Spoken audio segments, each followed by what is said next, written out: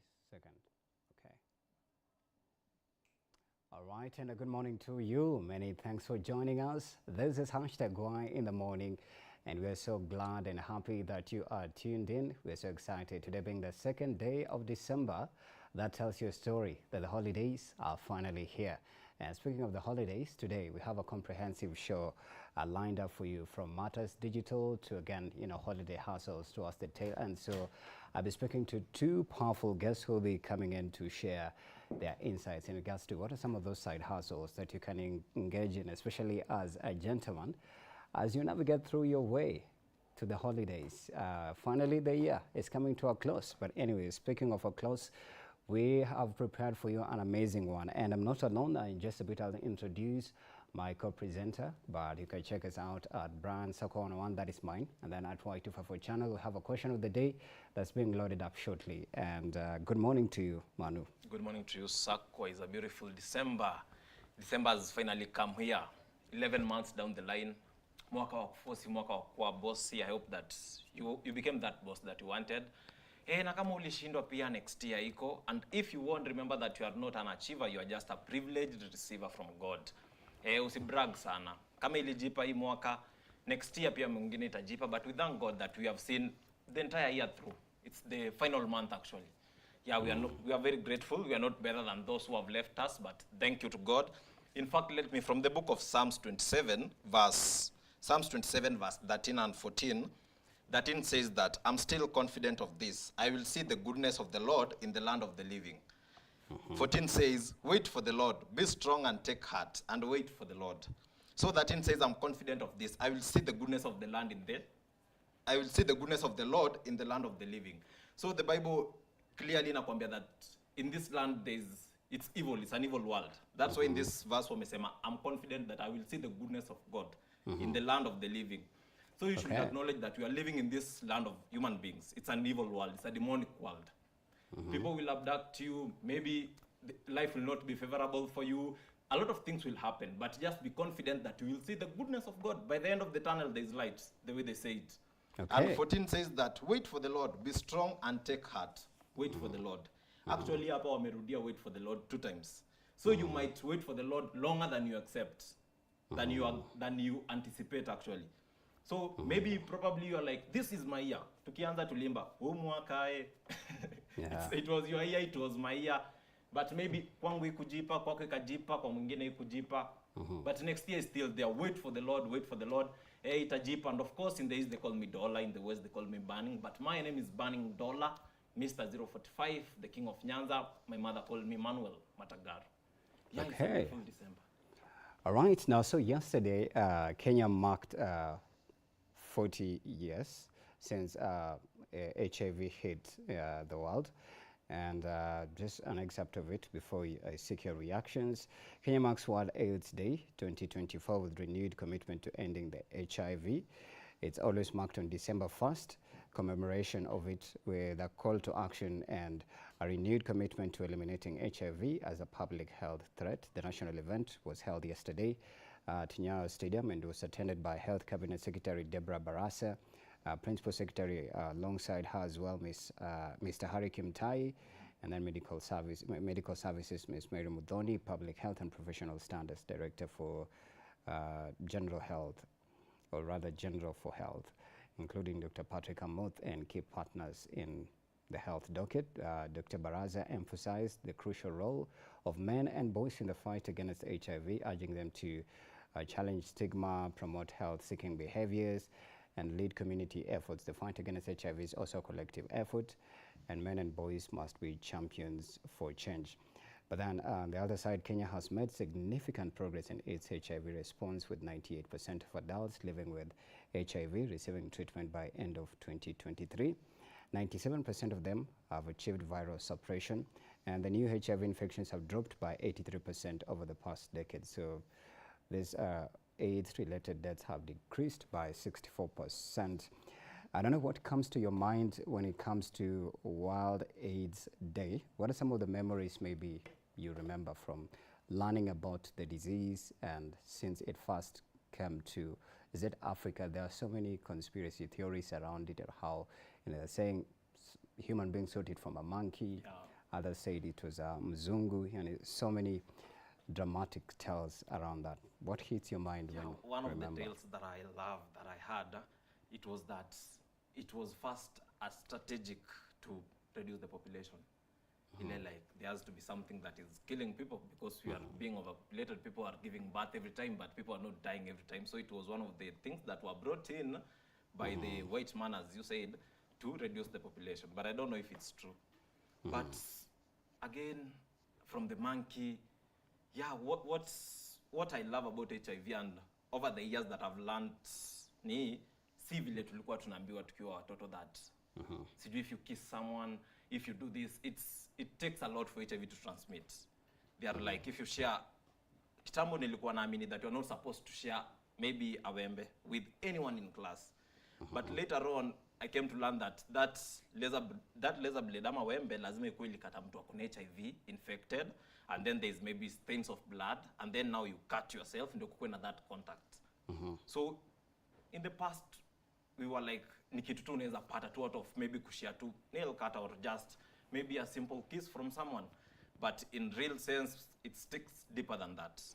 And maybe it's a peck, not a kiss. Yeah, actually even a peck, but even for a deep kiss it takes, I don't know, 5 liters of saliva, of which it's impossible for one to transmit within even a night. Yeah, but we should abstain from HIV. HIV is there, HIV is real, and according to the people daily I saw, they have said that 2,600 kids die from HIV. So I want to know that, and I want to believe that people should abstain from HIV. But what I didn't understand is our watoto 2,600 who die from HIV. Actually, I think it was according to this year. So far, so good, we have lost 2,600 kids from AIDS. How do they get in contact with this virus? Do they get it directly from their parents? Ni watu wanajitafutia because they were kids, not adults. Those are people who are maybe 18 years and less. So I didn't understand. According to the people daily, 2,600 kids have died so far.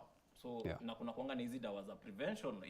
For a parent who has HIV, actually, you can give birth na mtoto wako asikuwe infected with the virus. There are pills that you're supposed to give your child, your daughter. So I don't know, is it the negligence of the parents? Ama watoto wanajitafutia in between 1 year and 18 years? I don't know. Yeah. Actually, for the country's population, HIV at 40, 73% of adolescents and young adults aged between 15 to 34 have the virus, and in total number of men is 4,072. The total deaths concurrently entirely are 20,480, and then 16,752 new infections. In terms of gender, it's women have the highest number than men. For men, it's 4,072. For women, it's 8,937. But then there's counties that are leading with the prevalence rates. The top county is Kisumu, where the 135,550 prevalence percentage is at 11.7, followed by Homa Bay County at 109,786 at 10.6%. Migori County at 106,003 at prevalence of 10%. Siaya County 93,368 at 9.8%. This is according to the National Syndemic Disease Control Council, NSDCC. Followed by the HIV burden as compared to last year. Progress has been made in terms of response. So 1.3 million people, this for PL-HIV on ART, 14% increase in condom use, 97% identification and treatments, and 94% viral suppression, 61% for PrEP, and this is maybe for persons who have exposed themselves maybe through maybe an accident or maybe engaging sexually, and maybe also, you know, persons who've been, let's say, abused sexually. That's when you're supposed to do the PrEP, and I believe the PEP, still according to the National Syndemic Disease Control Council. And I think they're saying most of the children who are born with the infections is because maybe the mothers never, you know, took precautions early, and maybe they never tested. So there's need for Kenya to spread awareness in terms of ensuring that this conversation is included. But then in terms of prevention, we are being urged to allow forums like discussing about your health issues, normalizing going to test if you suspect or you've been through an incident that could have possibly led you to have contracted, because it's a virus, it's something that, you know, is transmitted through fluid exchange. And I believe kissing, like you said, it's extreme, maybe pecking, but kissing is exchange of fluids either way. So, and then another issue thing that's cropping up from the discussion is the interview that Health Cabinet Secretary Deborah Barasa had yesterday. She said the issue of funding in terms of availing even the facilities, the free testing kits, even to, I believe, social workers in terms of those who work now, you know, in that docket of, you know, you don't want to mention it anyways, yeah. So I think we are making progress, but there's need for funding to allow for preparation, because this is a very delicate terminal disease. Actually, what I saw that these HIVs, they are actually to reduce the numbers, as we were told by our forefathers, is that this AIDS is not funded globally, like other diseases, like even other businesses, other things are funded. AIDS is not funded globally, but if you see something that affects people globally, Kenya being one of the countries, so I don't understand that why there's this a lot of money funding into wars, into sending police into Haiti to go and kill people, to go and maybe restore order, but they can't fund the money into fighting AIDS in the country. And talking about prevention, I believe that if you know yourself, anyone who's above 18 years, if you're lucky to be 18 years and above and you don't have HIV, from there it's up to you. You get it willingly. Because someone who is 18 years and above, maybe you know yourself. You love going around with random men, random women. We have the PrEP. But now PrEP is after being exposed to HIV. We have the PEP that you can do before. If you can't use protection, then protection is there to be used. We have the PEP, use it before. You can be under the pills. We have the PrEP. PrEP now is after you have been exposed, you do it for maybe a month. It's actually for a month. So above 18 years, just love yourself enough, I believe. Above 18 years, ni wewe tu kujitakia. Like, I want to get sick. You can take care of yourself. Okay. If you can't use protection, use the pills. Yeah, but I'd say just abstain, literally. Then away from that, onto another trending conversation is yesterday, former ousted Deputy President Rigathi Gachagua had a sit-down with NTV's Ibrahim Karanja. In an up-close and personal, he disclosed the events that led to his kick-out at Limuru at a funeral. And in the conversation, he shared that he knows it was a state-sponsored, according to the allegations that the former DP says. Allegations are that state-sponsored, you know, goons to attack him and unalive him, to annihilate him, to end his life. And then he was asked if he's filed any complaint to local authorities, and that includes police. He responded and said, you know what, I can't even go further to file a complaint because it's police who were facilitating that state-sponsored attack. And then he added that he has evidence on Kalatas, meaning that he said that he's able to even pinpoint the faces, and he said, you know, he's not gonna do it. So I don't know from your reactions, and what I was seeing online is that, you know, Kenyans are saying probably it's true. He also said it's a move to silence him since, you know, he's been outed, you know, or ousted out of his, you know, former position. So there's a lot of dramatic events happening. And then on the other side, we also saw Raila Odinga was he still in the Western Nyanza region? He talked about how, you know, the DP used to chest dump, and then he spoke of, you know, setting up traps in the State House. He ended up, you know, he ended up falling into his own traps. Yeah. So there's a lot of dramatic political events unfolding, and I think, I'm sure we are going to receive a lot of responses from that interview that was done yesterday with Ibrahim Karanja. I don't know what was outstanding from that conversation. So, what I loved about the Mzee wa Mrima, first what I don't understand about this Mr. Gachagua is, for a minute he said that, mimi aniacha nilinde familia yangu, immediately he was impeached. But the moment we saw the church people come and talk, blah, blah, blah, we are against the government, Gachagua now came back. He now wanted again to get back into politics. So about what happened in Limuru, I was thinking about it. At first I was like, can it really be goons from the government? Because who would want to do that? Because everyone is saying abduction, the church is saying abduction, you are killing people, killing innocent Kenyans. I don't believe that the same government can want to be in a position that they are still sending goons out there. Because people are saying that's something that, by the end of the day, watu wangejua. If you send goons to Gachagua right now, people will know. By the end of the day, people will record videos. I saw some of the pictures of the goons trending. So at one hand, I don't know, is it really the government or is it just Gachagua playing another card? Because that guy really knows how to play political games. Is he just playing a card to make the empathy of the people and the sympathy of the people come to his place? Because after the goons in Limuru live in NTV, I don't know, maybe he's trying to be relevant, or maybe the government is trying to maybe make him leave the political world. But let me just say some of the things, some of the actual words that the former DP said live in K20 NTV. One was, the decision to be impeached was made a year ago. It has been a long tussle all along. The decision to remove me from office was made a year ago, followed by sabotaging me for questioning the president on critical issues. I ask too many questions, and I'm erratic. I can't be controlled. That was Gachagua. Again, he said that the president was accusing me of not going to launch housing projects. How could I go to launch something people don't like? Gachagua's words. Again, he said building houses should be left to the private sector. People should be allowed to build their own houses at their own time. When the president was in Embu to talk about the housing levy, the people told him off. This is because MPs don't speak to the people. So according to the DP, he says that people don't want the housing projects and that they should be left watu wajijengee manyumba.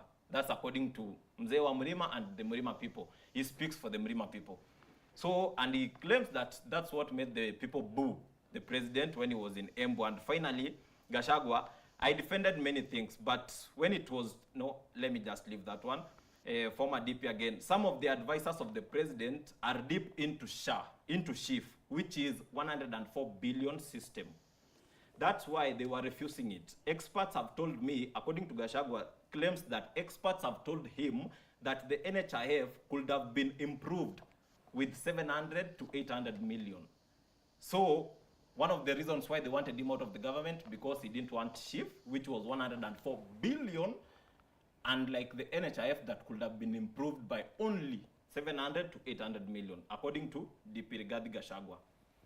Yeah, so according to politics is a dirty game, and again, it's just a wonderful game. So at some point, maybe it might be the government.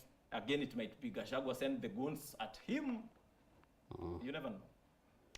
Well, anyways, those are Manu's sentiments anyways, but let's just say those are allegations. But, you know, like you said, politics is just, it's a very confusing and convoluted area. But what caught my eye again from that conversation was the NHIF to SHIF transition. He pointed out that it was initially to cost 800 million Kenya shillings, and it ended up costing 104 billion Kenya shillings. But then he alluded that it could have been possibly money that has been, you know, laundered. So he alluded that it could be a money laundering spree.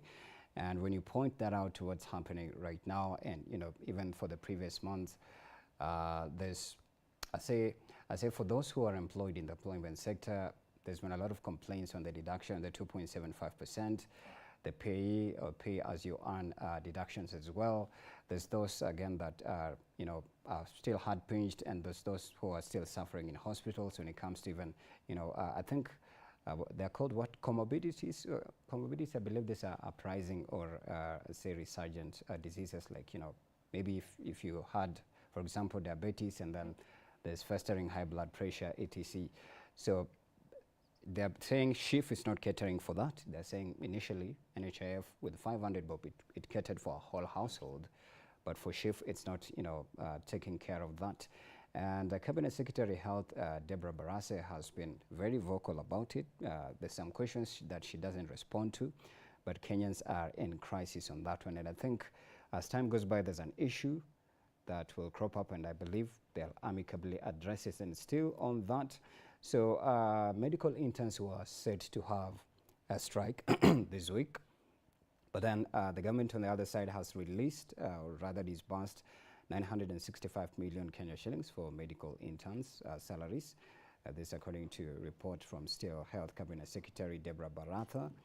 She said this is going to pay their monthly stipends for their accrued arrears for at least 3,747 medical interns countrywide in bid to avert the looming doctor strike. The disbursement amount is for the 826 medical officer interns that will cater for 274 pharmacists, 71 dentists, 140 degree clinical officer interns, 1,185 nursing officers.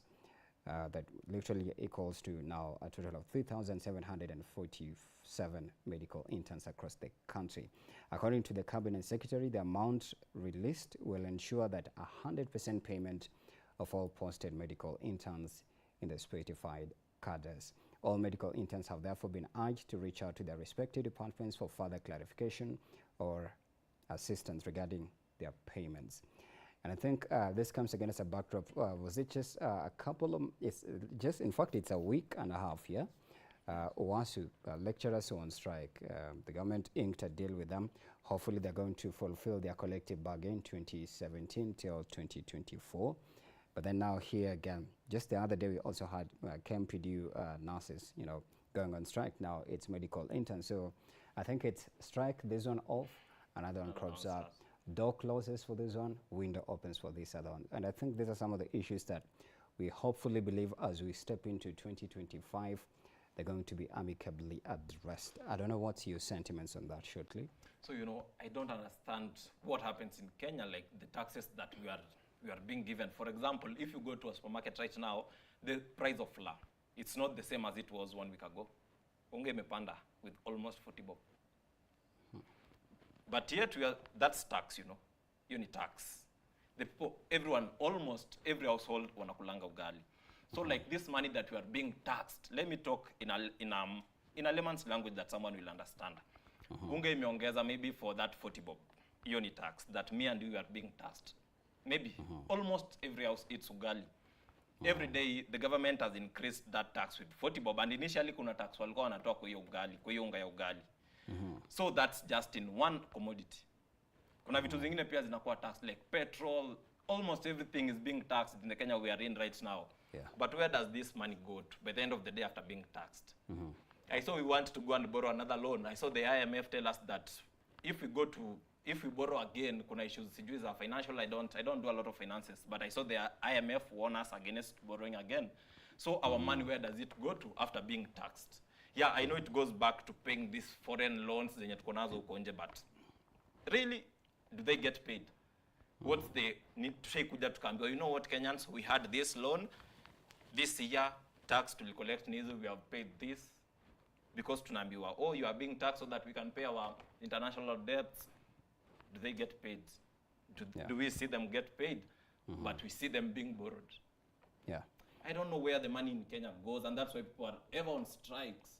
Right. Everyone strikes. And I believe one thing that I believe that even if Ruto goes out of office in 2027 or even right now, the problems we have in Kenya will still remain, no matter who will be the next president. Yeah. Okay, you're right. And speaking of the president, so president was in Tanzania over the weekend. He was crowned the chair, or elected rather, chair of EAC, East African Community chairperson. He is taking over from, or rather succeeding as well, President of South Sudan, that is Salva Kiir. The tenure of office of the chairperson of the EAC is 1 year, and it is held on a rotational basis among the partner states as per Article 12 of the Treaty for the Establishment of the EAC. So President is still winning right here in the country and also outside. Congratulations to you. Let me just sample some of the comments before you react. Somebody said we don't care. Say, it's a battle for incompetence, I see. Another one said Kutenga Hadi International Sasa. Who asked? Another one says problems. One said it's a rotational seat we see. East Africa Kwisha Sisi.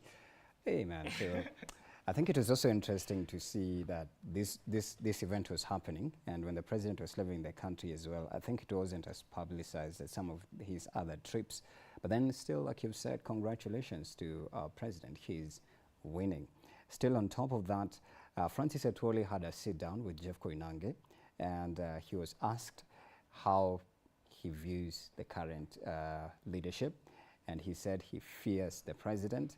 And he urged many young people in this country today to stop talking carelessly on social media, knowing that no one will arrest them The freedom of speech they're enjoying was brought by Raila Odinga, yet they use that freedom to abuse him. It is a shame because they don't know what history holds. Those were the sentiments.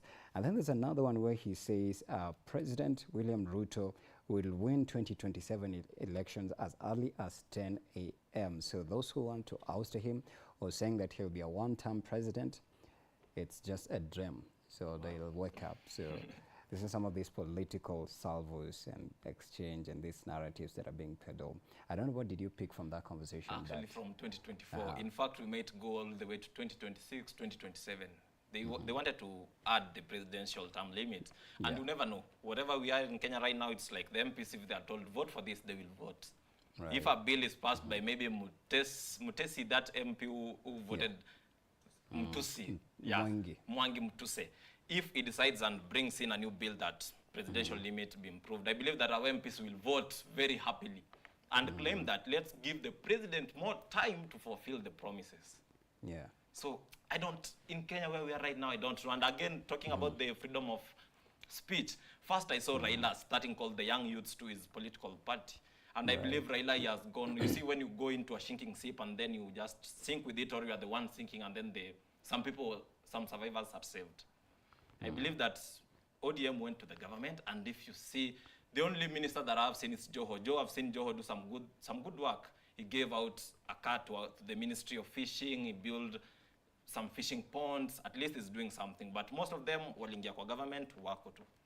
And ODM right now imeanza to recruit of some of the youth. I think it's trying to stay alive because I saw actually on NTV, Gachagua said that him and Kalonzo, they agree on a lot of things and that they can come together and do something great. And on the other hand, again, you saw, and he said that the people of Murima loved the stand Kalonzo took when he was being impeached. Right. And again, on the other hand, you see Kalonzo say that Gachagua afanyiwe vizuri, we can come together, do this and this. So I believe that come 2027, you might find Gachagua might bring someone from Murima, side with Kalonzo, and give him a DP again, because nimeona the two, it's like they have started working on the same path. And on the other hand, now Raila has been left there. And I guess now he's trying to bring in the Gen Z, the likes of Morara, your friend, to come into ODM and give the ODM a speech. But now how can the new Gen Zs come, and yet the ones when you're happy, the millennial likes of Salasia, they are leaving the ODM party. Salasia was actually alikuwa na insult Raila. So, right, so basically these are just political mind games. Anyways, and speaking of political mind games and going home, so National Assembly Majority Leader Kimani Ichung'wah said that, Kenyans are out here threatening members of parliament, saying that wapatane kwa debe 2027 or tutakupeleka nyumbani. So this is what he said. He said, I'm not aware of any MP who does not go home every day. So nobody should threaten us that we will go home. And when we go to our homes each and every other day. So, I think I saw Aoko's reaction, and she was like, maybe that's just a move to tell members of parliament. And I think in one of his speech, and an extension of it, he said he's urging all members of parliament to take care of themselves. But then Aoko said, he's telling them to continue stealing and amass enough so that by the time they kick you out, you have a lot, So I think these are just political sentiments. But then what caught my attention still on Kimani Ichung'wah was the Catholic bishops' token that was given to them by the president, 5 million Kenya shillings. We saw Reverend Anyolo saying that, they have rejected the money and they are sending it back. But then Kimani Ichung'wah stood up in the dress that they had in Kajiado with the president, and he said, we've not received the money. The money has not been returned. But I also believe maybe returning 5 million is a lot, because here the president issued 2M and then maybe topped up with 3M. But then the church has refused to accept it. But again, they don't want to return it. But I believe they will return if they publicly, how hard is it to return denounced it and say, we're not accepting this word of cash because of the controversies surrounding, government. But Sako, you see, the money is in Kenya, the money is in the church. How hard is it just, because the money was given in cash, I believe, how hard is it just to take the money, take it to State House, give it to the watchman, or even take it even to the governor? Right. How hard is it? Hiyo pesa iko Kenya, iko majuu.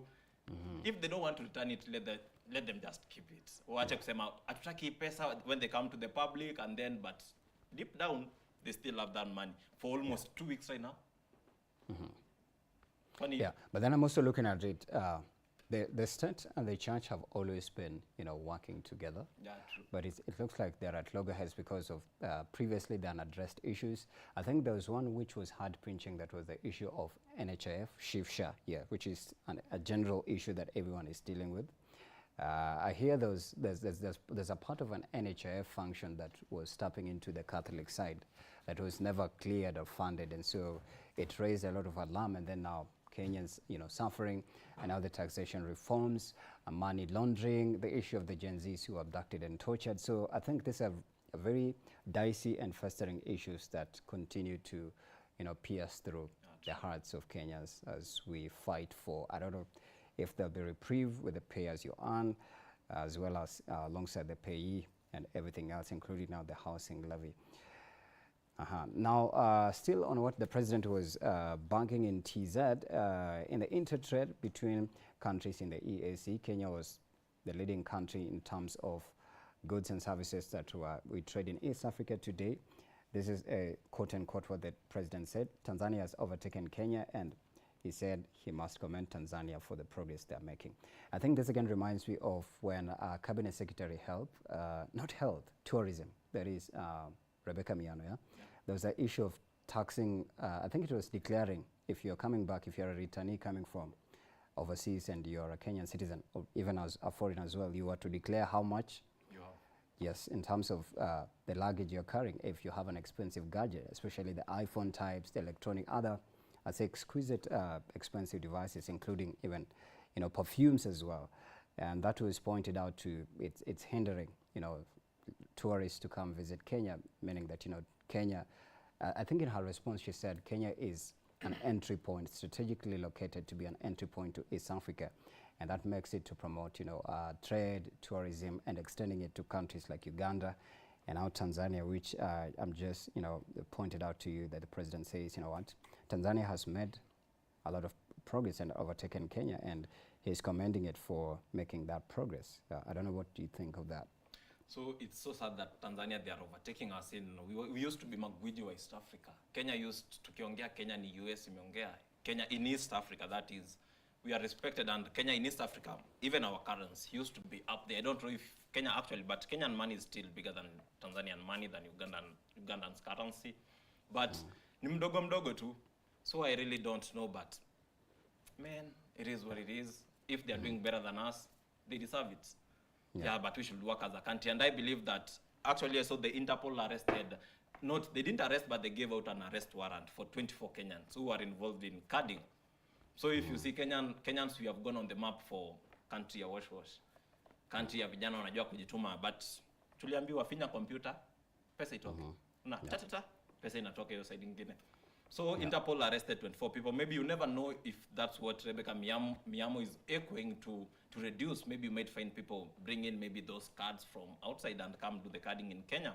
You never know. But I believe that on the long run, that it's affecting us. Not even us, but even our neighboring countries. Because as I said the last time, that hakuna mtu atataka kuja to undergo the entire frisking, the entire paper process to show how much you have, how much you want to spend, how much you'll go out of Kenya with. No one wants that, and people want, it's my money, I want to use it the way I want to. So maybe they should restrict it, maybe not to do it to foreigners, maybe do it to our own people who are coming back to the country. Or just let it be. Because I believe by the end of the day, people are stealing. Even the people in the government, by the end of the day, they are stealing. As much as they accuse him, maybe Gachagua, they are also stealing. Yeah. But I believe it's mandatory, if you've ever traveled outside Kenya and exited via JKIA, you must go through there's the check-ins and the check-outs, and that includes all the scannings and everything. In fact, there's a place where you have to get off the shoes, even the socks and everything. So I think it's imperative for security purposes, so that, nobody can sneak in, a bomb. In this case, imagine someone asking for your phone papers, your IMF number, phone papers, documents. Yeah, but I think maybe if, because they're doing something called valuation, if they feel like, your iPhone 17 that's literally will be released maybe next year, if it's 500,000, then please, you have to declare it. But I think that's not important anyways. Yeah, and speaking of important, you've mentioned Cabinet Secretary Joho. He's been ranked as the best performing. Wow. According to a survey by Kenya Truck, he has been ranked as the most performing Cabinet Secretary in the President Ruto's cabinets. He scored 84.7% in the survey conducted between November 5th and 25th. That's a short duration anyways. Exactly. Other cabinet secretaries ranked in the top 5 include tourism and wildlife. We just mentioned her, Ms. Rebecca Miano at 82.7%. Agriculture and livestock developments, CS Andrew Muhia, 80.9%. Prime Cabinet Secretary Musalia Mudavadi, expected him to be, leading, but anyways, it's competency because he's almost like deputy, and then president. We have Lands, Public Works, Housing and Urban Development Cabinet Secretary Alice Wahome. All right, so let me just see some of the reactions and then you can see. Somebody said, this is a comment by Joe Mushiri, if you know who he is. He says, what does he exactly do? By the way, that's a good question. Counting fish gets you somewhere sometimes. Of course, he's a maritime cabinet secretary. Another person says, he's a researcher for Nyowapi, but that's a good one. We need to also know. And then surveyor miezi ngapi mnatubeba kama, mnatuona, I don't want to mention that part, but I don't know. Do you believe he qualifies to be the best ranking performing? Yeah, because he has come in the cabinet secretary for a very short time. And first, I don't believe that the Kenya Kwanza government would want an ODM person to be seen anywhere up there. Hawezi mpea tu, ile tu ati pea Joho. He could have given Mudavadi, he could have given his own people so that the people see that watu wa Kenya Kwanza wanafanya kazi. So, and Joho really works. Joho, according to me, Joho, he went fishing, he gave out a car. Joho ni mtu anajua, he knows where to be, how to touch the people. Maybe these other CSs. You think those are life-changing activities as a cabinet secretary for the local citizen? No, they are not life-changing, but giving out a car, first of all, how is a person in Kibra benefiting from that? Yeah, but you see that relation with people, that ground relation.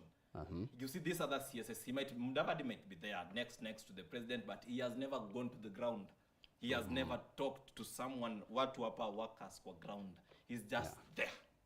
He's just there. Actually, maybe they might be doing actually a lot of work than Joho, doing a lot of projects than Joho, but now maybe giving the credit to the people who are when you want to party is tender. But according to Joho, he knows how to play his cards. According to TikTok, he knows how to showcase his work. Let me say that. Anajua kale kadogo anafanya, wacha Wakenya waone. Right. And that's what the other CSS should do, or even actually the Kenya Kwanza government. They should come with a way that wanaonesha ukifanya kakitu unaonesha Wakenya. Maybe they might get lucky to show us that they are doing something the remaining 2 years. Who knows? Wow, okay. All right, still matters leadership. Today we're just into current affairs, on and off. So Okiya Mtata, who is speaking in the exact voice that the Gen Zs want, he says he's eyeing the ballot. 2027 is where you need to underline. So he says, quote unquote, my focus will not be diminished and I'm not one who walks away from a fight. Dislodging President Ruto's, he says it's a fight I'm going to take on. We have had a problem of campaign financing, but we are going to depend on ordinarily Kenyans to be the ambassadors of this change. And I remember still Kotu boss Francis Atwoli reacting when he was asked about it by Jeff Koinange. He said, what does Okiya Mtata have? Because I also believe the issue of assets could go now from finances, which I believe maybe he might not have. But then since he has the goodwill of the young people, and you've seen how he's been forthright, super forward, fighting for the Gen Z since the protests began.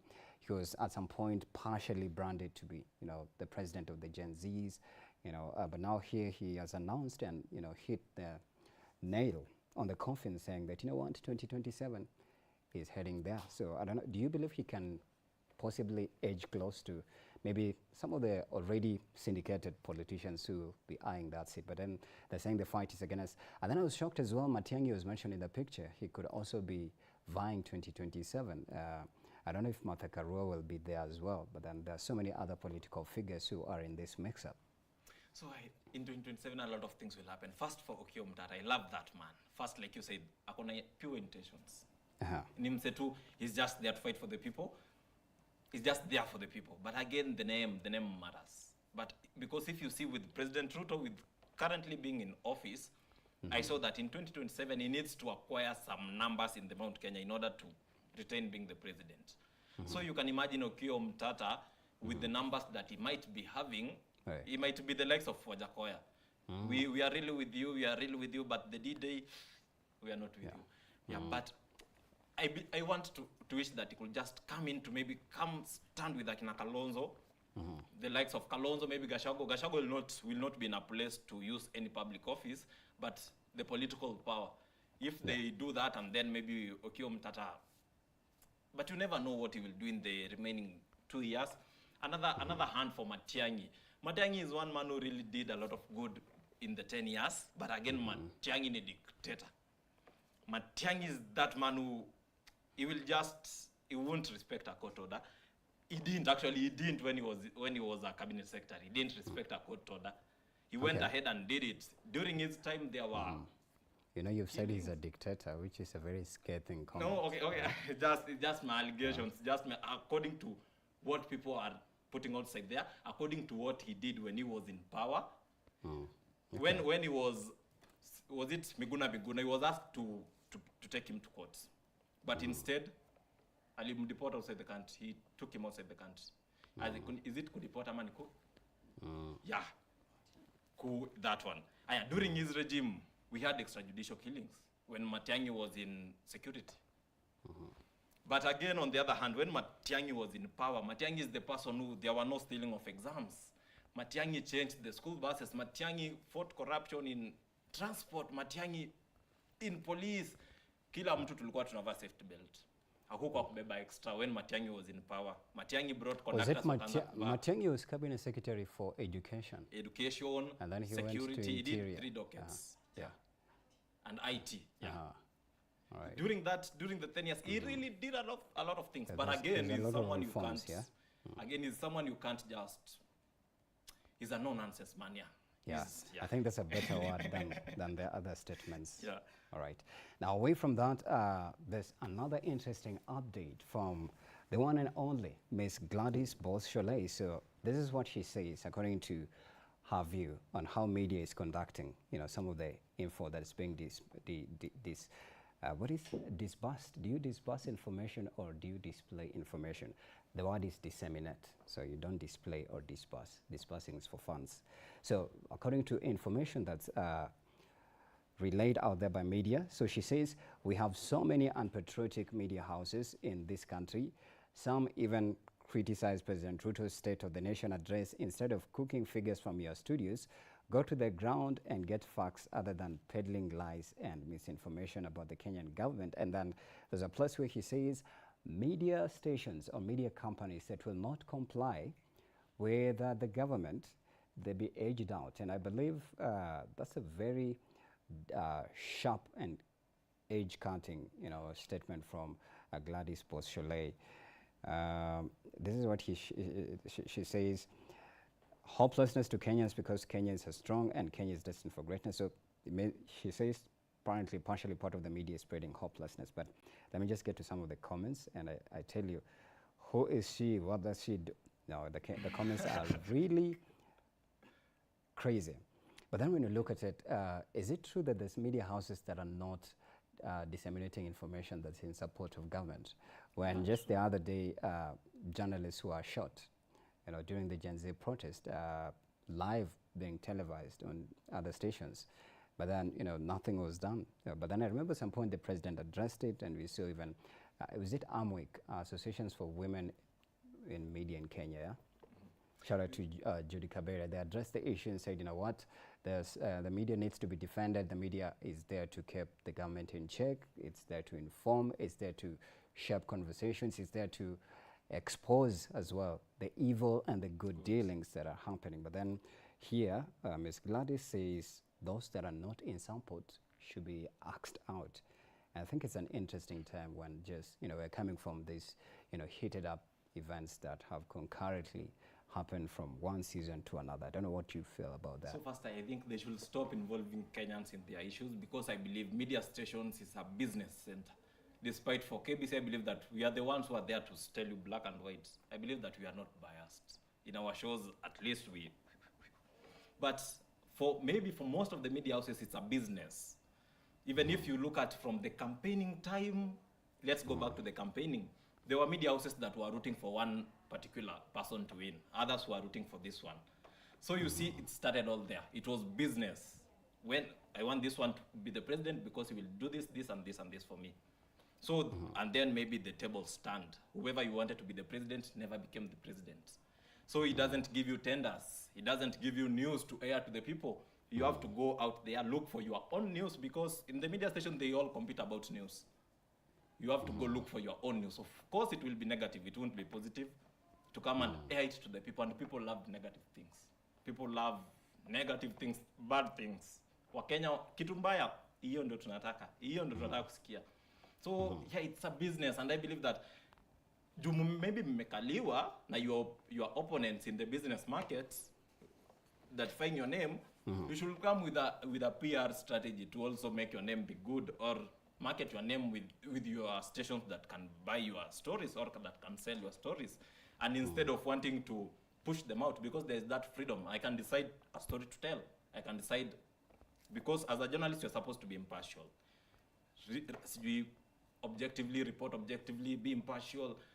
But in so doing, you choose the news that you want to air. Maybe they chose it without being impartial. So I believe that let them do their job. If they decide this is what we are going to do, entertainment today, the entire day, we are paying for our air services, juni wao wanataka waanze kuwa impartial. Because they are starting saying, why are you not saying the government news? Why are you not saying this about the government? You want them to be impartial, to start saying about the government, stop saying about what they are saying. Yeah. Let them do their work the way they want it to be done. As long as ni according to the rules. Yeah. Remember, media is an independent entity as well. But then another interesting story as well is regarding the Ministry of Labor. So you remember just, I think it's a month where, Labor CS came up with this program of, I think exporting is a little bit cutting, taking Kenyans to Qatar for an employed year. And there was a there's a mass audition that happened at KICC. It was taken to Lower Kabete. But then the tune has changed. So development of that, it says that suddenly the tune has changed over thousands of jobs he announced in the Middle East, which we urge jobless Kenyans to take advantage of. During a recruitment process on Monday at the Rift Valley National Polytechnic in Nakuru County, it emerged that the job seekers are now required to pay commissions of up to 400,000 Kenya shillings to recruitment agencies, something the Cabinet Secretary denied previously. He claimed that the qualified job seekers will be flown out for the jobs and will pay no primary cost, talking at the recruitment venue on Monday last week. And this is what he said, quote unquote, if you have any problem with any of these processes, leave this venue and go back home. We owe you nothing. You owe us nothing. I want discipline. So I think this is just a dramatic turn of events. We thought at first it was a move to help, Kenyans. But then I think there was a tweet that was done and it exposed the back end. They were saying, in fact, where Kenyans are being taken is someone close to, again, him, so confusing details coming through. Confusing. I believe in Kenya right now, it's any opportunity you get to make money. Because these places wanapatiwa from Maju for free, but now they want to sell it to Kenyans in order to make money. But again, on the other hand, it's okay, every politician does that because these people spend a lot of money in their campaigns. Right. So when they come into power, mnataka maendeleo, nataka pesa yangu ya campaign, nataka pesa yangu ya retirement. So they definitely have to look for these scams, but I don't understand. You think it's a game, it's a business being played here? Yeah. The people on the ground, they want the money, because you can't say that ni uko, maybe Qatar, Dubai, that those people never ask for money actually. So I believe that maybe the people on the ground, the people who are facilitating the business, they have seen that Kenyans have come out in large numbers, and kila msea kilipa maybe 4K, that's a lot of money. Those people on the ground, people facilitating the entire program, will go home with a lot of money. And in Kenya, everything is just business. But I don't understand why you educate a child in Kenya. Actually, it's a very funny story. I happen to have a cousin of mine. He's in India. He's a doc. The other day, my mother walikuwa wanapanga a way that a patient in Kenya can be anaweza enda India to go be treated by a Kenyan doctor who is in India.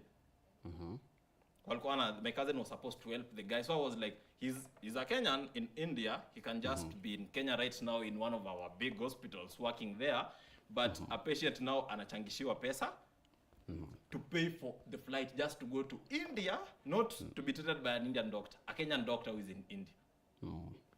And yet we have the facilities in Kenya. Okay.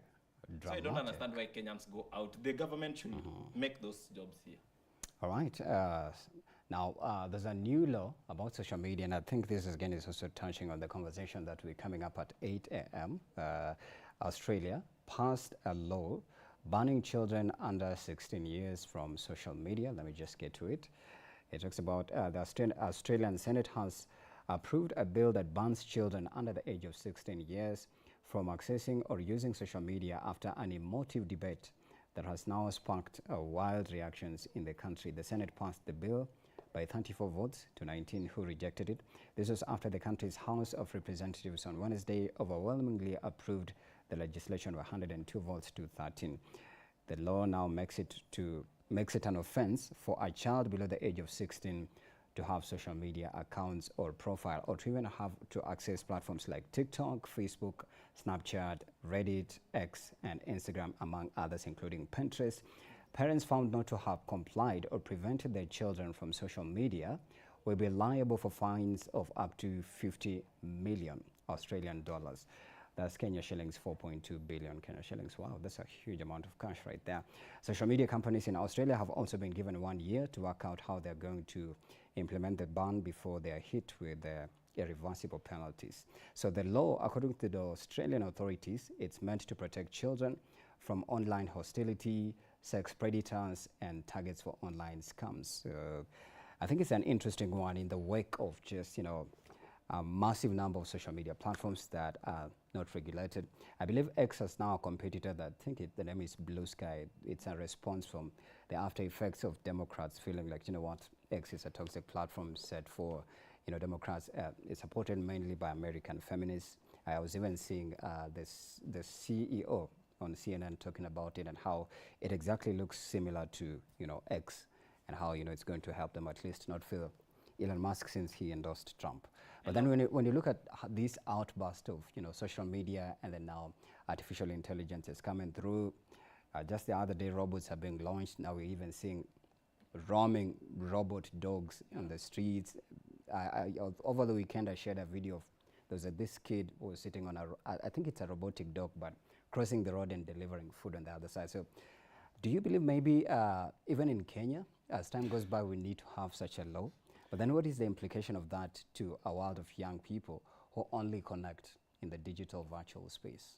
So first, I believe in Kenya we are we have a long way to go. You see, a journey of 1,000 miles. We are like the 15th step to reach to Australia, I want to believe.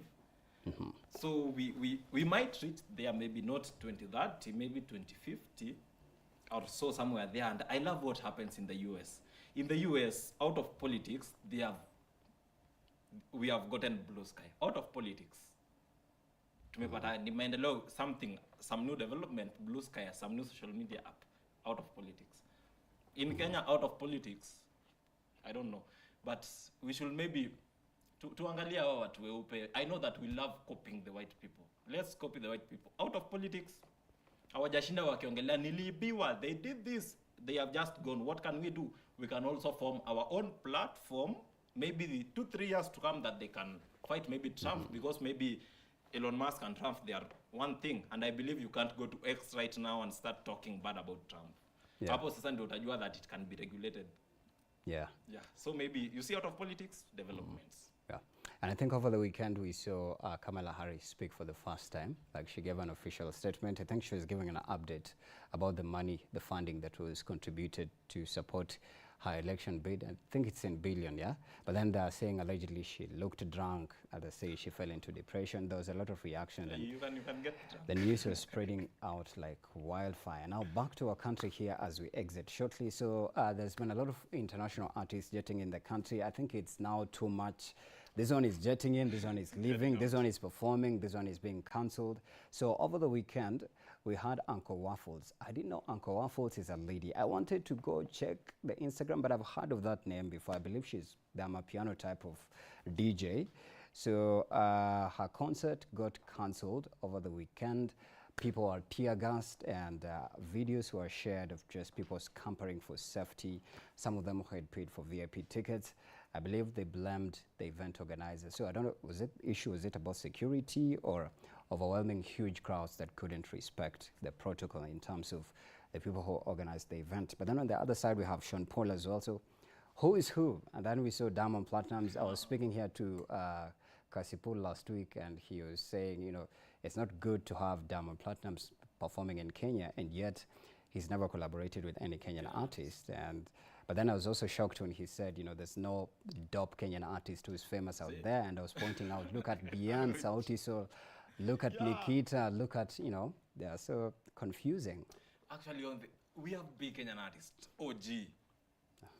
Yes, Calligraph Jones. Yeah. We have a lot of them big, but again, if you see Diamond, there's a time we wanted to collaborate with Major, but Major ended up insulting Diamond because Diamond wanted Major to go to Tanzania, waende kufanyia collab Tanzania, but because it was Diamond who came with the initiative, it was all on social media. Major started doing it, went ahead saying that if Simba wa Tanzania, if Diamond is Simba Tanzania, basi sijui Kenya ni paka because of the 1,000 difference.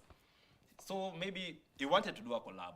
So maybe I believe in Kenyans, tukona kwanga na kiburi into the Tanzania. Diamond is a big celeb, he's a big musician. But unapata Kenyans celeb, they don't want to respect him because of pesa yetu ni mingi kualiko. I might be in Kenya not so big, but the little man I have some money, but they don't have that big money. But then the question is, why can't we play our own? Yet we play Amapiano a lot, we play Afrobeat a lot. In fact, right now, Tyler is topping on the charts, and then Burna Boy, and then the Wizkid, some of them are being forgotten as well. You see, I listen to these songs every day. I love Which BN. genre do you listen to a lot? I love BN music, I love Scam Cardinali, I love OG. So that is... I love Willie Paul. I listen almost to everything. What is that genre? If you had to mention Calligraph Jones, Calligraph BN, is rap, hip-hop. Hip-hop. You mentioned... Scam Cardinali. Scam Cardinali is again drill, hip-hop, it falls under hip-hop or rap. Not Gengeton? No, ska not Genge. Genge is this, Angokana.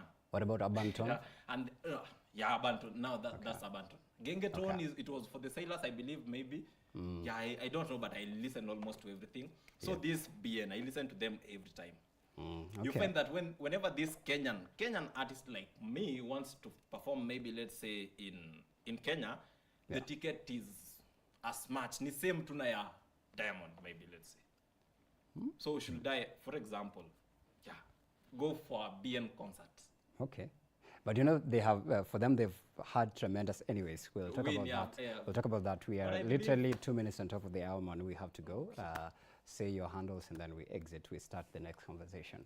Yeah, let's make good music. Yeah, na twende tuimbe huko nje. Yeah, Burning_dollar across all social media platforms. Na pia you can look for money instead of being disappointed na Kenyan organizers. Enda jibambe huko nje like our fellow Stephanie. She's in Dubai. Burj Khalifa. Oh, bombs dropping. Anyways.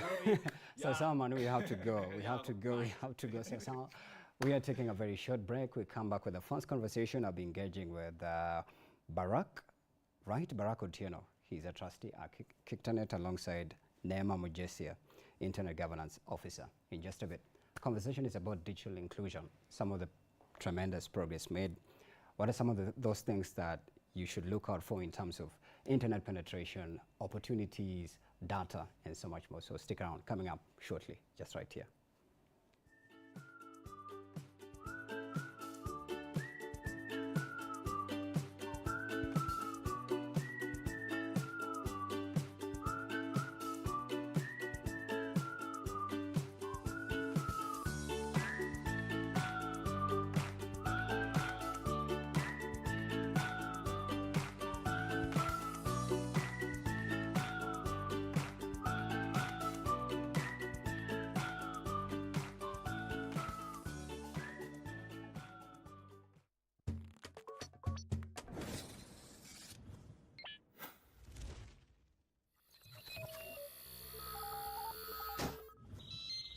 Y254. Imagine. Komando, wambie sisi ndo vipenzi komando. Komando, wambie sisi ndo vipenzi komando. Inakuwaje? Ni kila Jumatatu kutokea saa 1:05 hadi 3:30. Ndio unafahamu sisi ni makomando wa Afrika Mashariki ambao tunakupa kipindi chenye mapozi, tunatazama na mapozi ya kwako. Wanasema kwamba you can call me Kenny at Kenrelby.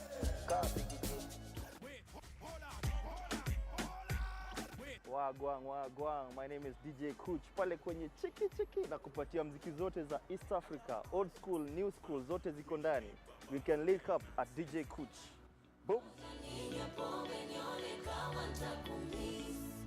And of course with me, Kalondu Musimi, I'll be giving you all the entertaining stories in East Africa. Nitakuwa nikuambia nani amefanya nini, kwa nini na akiwa na nani. Hatuagizi na mabosi, sisi wenyewe mabosi.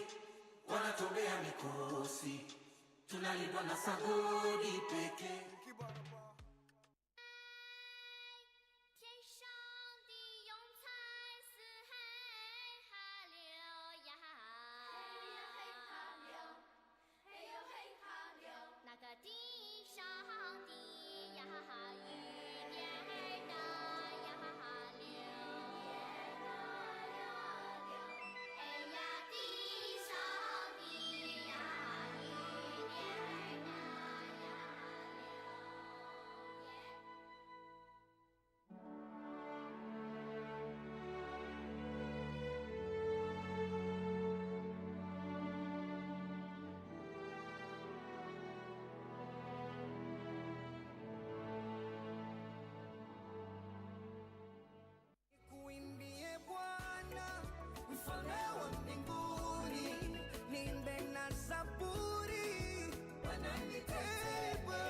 Our stories shape our future. It's within them that we get to know ourselves. God always came through in a way that we couldn't even explain. And we came to realize that putting God at the center of it is like everything else will just flow. Everything. What do you do when push comes to shove? He was a great man. Yeah. At that moment, he was supportive. Yeah. Until 6 months, we went for the first surgery. That's why here on The Nest, we tell you these stories to empower you and shape your parenting. Every Tuesday from 7:30 p.m. only on Y254.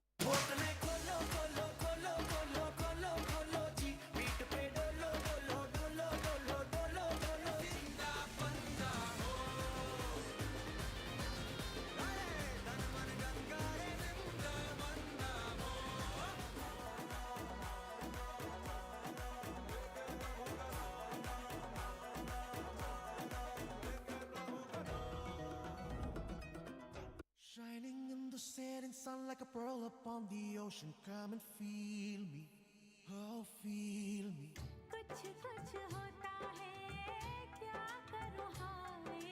Feelun है पीने का मौसम तेरे संग इश्क तारी है chemi za uongo, stories za jaba ndo tingize ubongo, ndo bebe kawaletikiza kamongo. What's up everybody? Have you heard of Bounce Nation? We are the latest, most stand-up show in 254. You know how we do each and every Tuesday, Thursday. Mad vibes, mad music. When you see this face, amazing vibes, pure niceness, mad music. Now always kumbuka wewe ndoko in full control.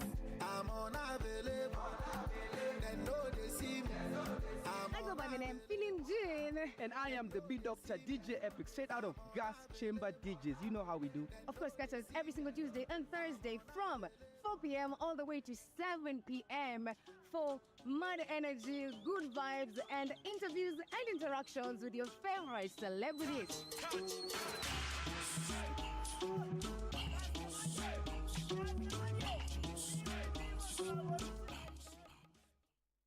The young generation awakens on Y254, the leading youth TV station in Kenya. We treat you to current affairs, entrepreneurship, health, and human interest conversations. It's art, it's culture. Movies, gossip and trends, sports, Drama. we bring you a vibe like no other, straight to your living room. To keep you informed, inspired, entertained, and most of all, refreshed. We are such a vibe. Y254. Imagine. Here on Power Talk Show, we handle conversations of current affairs that directly affect you. We do a deep dive on conversations that involve relationships, mental health, finances, and other trending issues. We also share stories of people who have faced adversaries and managed to overcome them.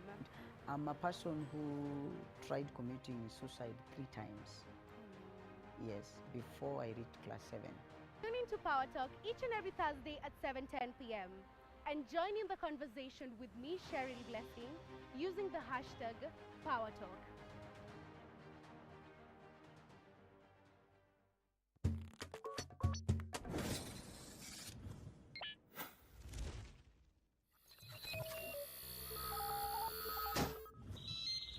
Y254.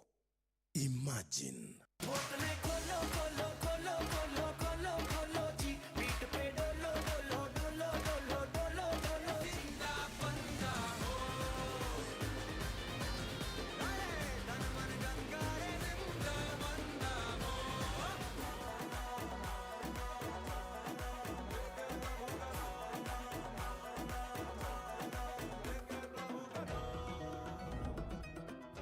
Shining in the setting sun like a pearl upon the ocean. Come and feel me, oh feel me.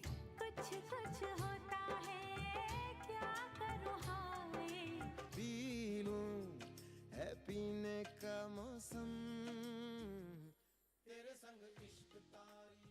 Comando, comando, waambie sisi ndo vipenzi komando. Komando, komando, waambie sisi ndo vipenzi komando. Inakuwaje? Ni kila Jumatatu kutokea saa 1 dakika 5 hadi 3:30. Ndio unafahamu sisi ni makomando wa Afrika Mashariki ambao tunakupa kipindi chenye mapozi, tunatazama na mapozi ya kwako. Wanasema kwamba you can call me Kenny at Kenrelby.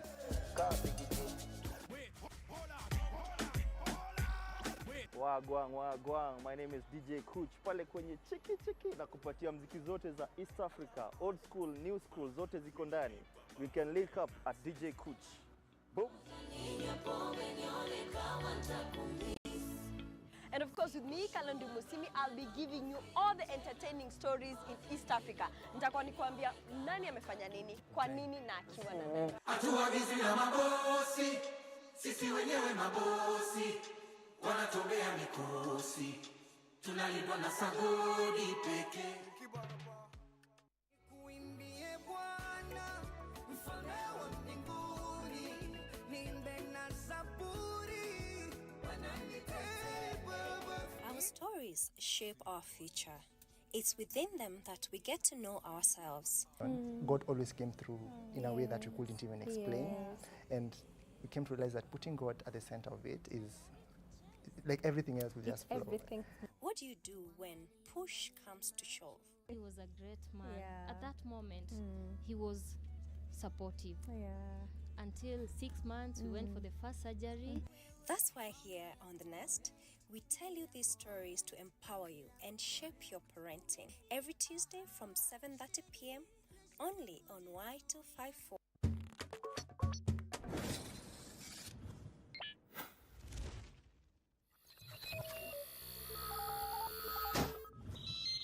Y254. Imagine.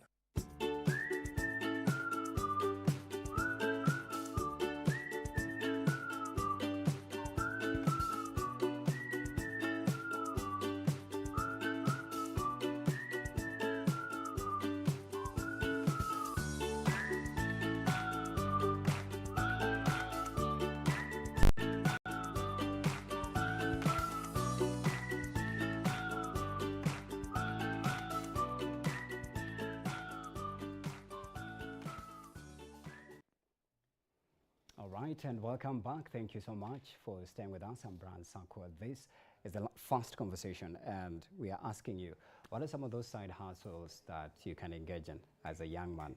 especially during this festive season, okay?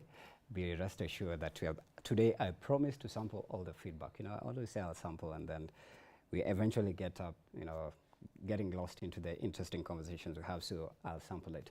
But in this conversation right now, we're going to talk about digital inclusion, and Kenya boasts of tremendous growth when it comes to internet penetration, and now with things like online mobile banking that includes now M-Pesa now, mobile transactions, digital connections that include now, especially in rural areas where, you know, young people, sometimes they're able to access internet, but sometimes they're not, because it's still something that's still being cultivated. So that again touches on matters infrastructure.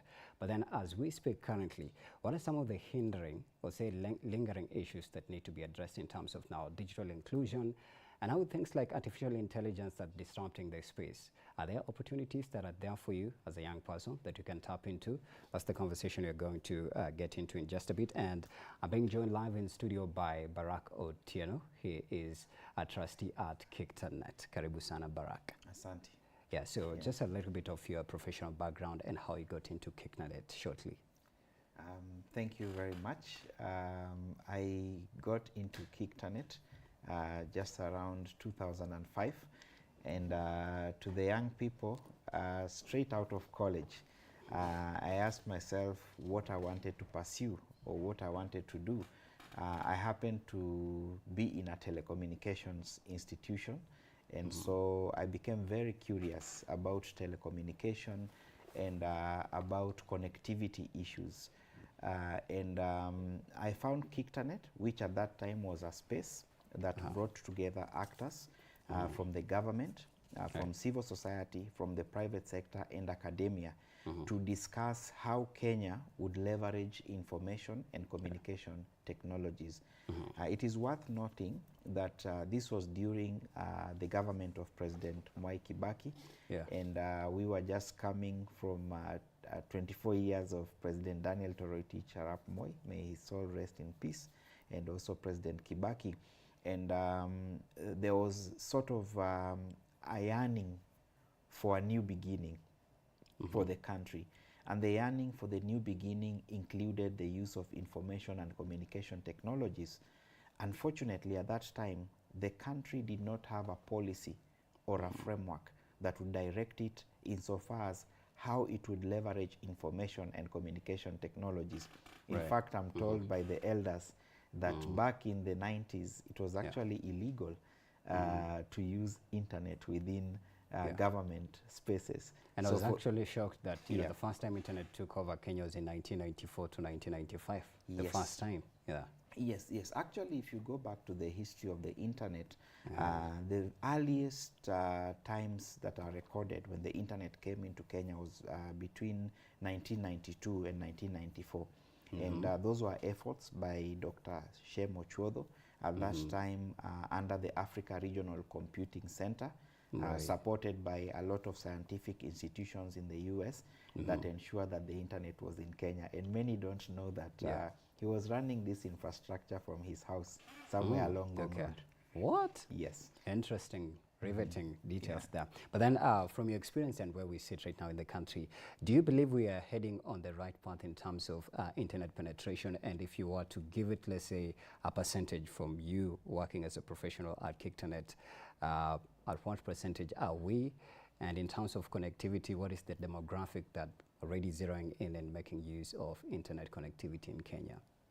Okay, I will answer the question in a two-pronged approach, looking at the positive and negative aspects. So between the year 2005 and 2006, the effort then was to create a framework that would guide the country on how it would leverage the information and communications technology, and the internet is part and parcel of it. Some of the important issues that happened at this time included discussions around investment in infrastructure. And one important product that we got at that particular time was our own fiber optic cable, known as the East African Marine System, or TEAMS. So Kenya, among many other countries, was negotiating or discussing on how they would bring an undersea cable. But of course, Kenya, as always, being impatient and wanting to be ahead of the pack, thanks to the great leaders that we have, ensure that we had our own cable, which was a game changer. The other important thing that happened at that particular time is that the government actually zero-rated computers. So I happen to have been maybe a Gen Z at that particular time. I'm no longer a Gen Z, but it was very affordable to buy computers. And we had an influx of what we called refurbs, or refurbished computers coming in. When I was still in school, we actually used to assemble computers. We'd go to River Road. It was a side hustle. Get a motherboard, get the tower, put together and sell. They were very unstable, but of course they used to work. And it was amusing to actually be engaged in such an activity, yeah? Absolutely. I mean, we used to pay rent using the same. So I would say that it is something positive. Having said that, we say in numbers terms of don't percentage? lie. Looking at the numbers, according to the Global System for Mobile Telephony Association, or GSMA, they indicate that there's just about 23% to 30% to the optimists, meaningful use of the internet and generally information and communication technologies in Kenya. They draw their numbers from the number of mobile devices that have been sold, smart devices. So according to the statistics, it seems that there are a lot more mulika mwizis out there than smartphones. In as much as yes. And more recently, listening to the big telcos, when they were reading their financial returns, they put this figure at about 40%. So whichever way, there's still 60 to 70% Kenyans out there that are actually not using technology meaningfully. Yeah, I'm actually seeing a report here. It says, according to, I think the site is called Data Reportals, it says Kenya's internet penetration is at 40.8% as of January this year. And the Communication Authority, the National Telecommunication Regulator, that is reported that the total number of mobile data subscriptions increased to 34.6 million in September 2023, up from 30.9 from 2022, meaning the number is coming up really fast. Yes, actually, if we interrogate the statistics a bit, according to the Communications Authority, we have 98% coverage of telecommunication infrastructure in the country. But according to IBC, it is 75%. So you need to choose who between the two you will trust. Of course, you know. But I believe it should be there. Is it Ministry of Communication Council of Kenya? No, of course, the Ministry of Communications, of Information and Communications is responsible for the space. But statistics are put to test when it comes to usage. So, you know, most of these strategies we borrow from some of the countries that we partner with. So you may find, for instance, that in the past, when we talk about 98% coverage, it is probably where people are in the cities and towns, as opposed to the entire landmass, which touches on the issue of digital inclusion. Because remember, we have many citizens that are not in the towns, but they are also equal citizens. And maybe that lends credence to the statistics by IEBC, that it is only 75%, because IEBC deals with universal suffrage. Every corner of the country, it means everyone has a right to vote. So when it comes to voting, they say that it is only 75% that have access to infrastructure. I'm looking at the current Cabinet Secretary, Ministry of Information Communications, digital economy. That is Margaret Ndungu. Since she came into office, I don't think if she's been vocal about what she's doing in there. But anyways, I believe part of her part of her job description is to ensure that the digital economy bus is taking off. And this includes coming up with opportunities or creating opportunities that young people can tap into. So if you were to say, even from, I don't know if you're representing Kitanet here, if you were to speak on behalf of some of the tremendous progress that has been made, are there any that we can say, in terms of giving youth opportunity, this and that has been achieved? and up to where we are as of 2024. These are some of the things that need to be ironed up. Here's where we need a facelift. Here's where we need a boost. These are the missing links. Thank you very much. Speaking of the Cabinet Secretary, I think there's a lot on her plate. She's also a member of the Kiktanet fraternity or Kiktanet community, and I've had the privilege to work very closely with her. She's very passionate about digital inclusion and internet governance issues for a fact. I guess she came into office when there is so much happening. But more specifically, coming to Kiktanet, our work is driven by 4 main pillars. Number 1 is research. We do work that is based on evidence-based research. Number 2, we do capacity building. Number 3, we focus on stakeholder engagement. Basically bringing, as I mentioned, we bring together stakeholders to discuss issues of relevance. And number 4, we deal with policy advocacy. Those are the arms that Kiktanet deals with.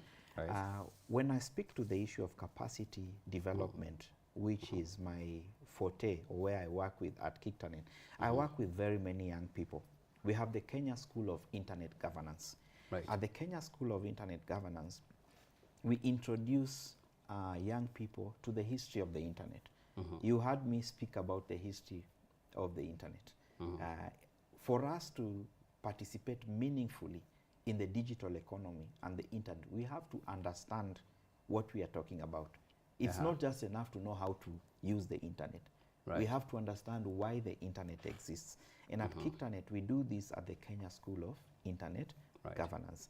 We also support Parliament, the government, and private sector organization to develop various policy frameworks. As we speak, we are actually working on a national project that is very ambitious, aimed at training over 1 million citizens. And we are complementing government efforts championed by ICTA. So there's so much that we are doing at Kiktanet just to create opportunities for the young people. And I have to admit and say with a lot of pride that many of the participants who've gone through the Kenya School of Internet Governance program are now working for the big tech. Many are at Google, many are at Facebook, many are at various organizations. Is Apple in the picture as well? Sorry? Apple. I believe so, because we've trained over 400 that are out there making a very big difference. But I believe Meta is largely giving opportunities that you just mentioned, Insta, Facebook. Yes, and Meta is an important partner for the Kenya ICT Action Network. They've supported very many policy briefs that we have developed, which are available on our portal, kiktanet.or.ke. So our business is creating opportunities for the young people. And of course, we do the training, we do the research. And in fact, even at Kiktanet, over 70% or 80% of the staff that work there are young people. Right, and now we'll shift to data in just a bit, but there's an interesting update here. It says some of the trends that, in the digital economy include the mobile money dominance that I just mentioned in the intro, including M-Pesa, e-commerce growth. Now companies are now able to, I think the most common one is where Kenyans are able to shop using apps digitally and do digital shopping. And now fintech innovation, facilitation of digital agriculture or digital agriculture, now the blockchain adoption. Now when we shift this conversation to data, because internet is people using it, and then now the digital space, the virtual space, and then now people that are data. I believe people are data, right? And you develop the data from doing that research or that examination, So when it comes to, you mentioned a word about policy. So how do you come up with policies that are right for specific demographics? For example, if it's in Bungoma County, you want to determine how many people are using, let's say shopping online, and in terms of the safety when they're browsing online, how do you do that so that it becomes an all-inclusive policy, and all the ethics of it, and now the handling the data itself at large? Thank you very much. I think the first thing that I would mention is that research is key. which is something that we do. When we are talking about information and communications technology, let's remember that it is built or premised on a triad or a three-legged stool. There are people at the top of the triangle, there are processes, and then there is technology. When I reflect on that triad, we have to consider something known as human-centered design. If it doesn't benefit the community, it will not make money. So if you look at, for example, the apps that have been developed, whether it is WhatsApp, they satisfy our need to communicate. In fact, recently statistics showed that Kenyans are among the highest users of social media on the African continent, but we love to communicate. You can see how our communities are vibrant with activities and people talking to each other. In fact, TikTok is buzzing. That's where they're saying that's where most Kenyans are prominent. As a person who builds infrastructure in unserved and underserved areas, I can confirm to you that many people always complain about our shows. They are now on TikTok. Of course, most of us are not going to the village to see them. So they spend time entertaining themselves on TikTok. And tapping, that is the word. Yes, and having said that, we have seen the emergence of what is called the gig economy. Right now, one of the most precious assets that a young person can invest in is a device, a mobile phone. And most of our young people are investing in iPhones, which it's equivalent to probably a plot of land. Why? Is it because it's for content creation or just for prestige? Number one, for content creation. Number two, just for doing business. The device is an office in motion. Actually, many people now are not even buying personal computers because of the kind of computing power that is in those particular devices. Number three, it just opens up your world. It connects you to people that you would not think about, and you are able to make money. Look at the number of people, for example, who are just generating income from YouTube, just recording some of the things that are happening in the local spaces. It's incredible. There's so much content, and it is untapped. That's what I can mention, because Africa just accounts for about 1% of internet usage. So you can put Kenya where it is, and you can try figure out the kind of opportunity that we are staring at, and which mostly it is the young people that are likely to capitalize on. Well, let's still get back to data, but there's an update that I was reading. It said, in fact, digital media is ranked prominent in terms of broadcasting events that happen right here in Kenya, and it was linked to the Gen Z protests. So it was interesting that digital media defeated traditional media in terms of disseminating information, and now we've seen massive numbers of young people visiting social medias, getting to use them. But then there's so many issues that come along with it, including now cyber crime and whatnot. But then now let's delve into, I believe, households.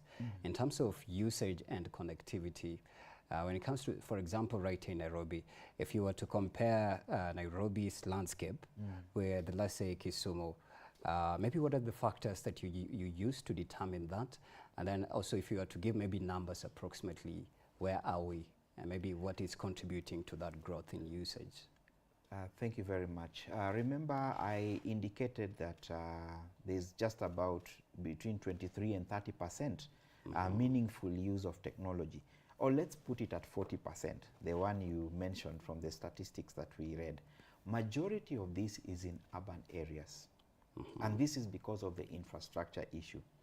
I mention this because I am involved in community network deployment. I deploy internet infrastructure. I've done work in Kisumu. I've done work in Kitale. I've done work in Laikipia. And I've done work in other counties, including Kajiado.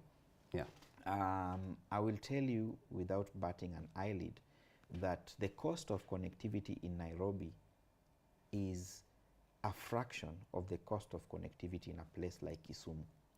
Because there are many factors, such as transporting or interconnectivity, interconnecting Kisumu to Nairobi, which makes the cost of connectivity to be very high. So it means that the people in Kisumu are more likely to pay more for internet than in Nairobi. And there's been a lot of efforts at a policy level to democratize access to information. On the radio front, we have community radio.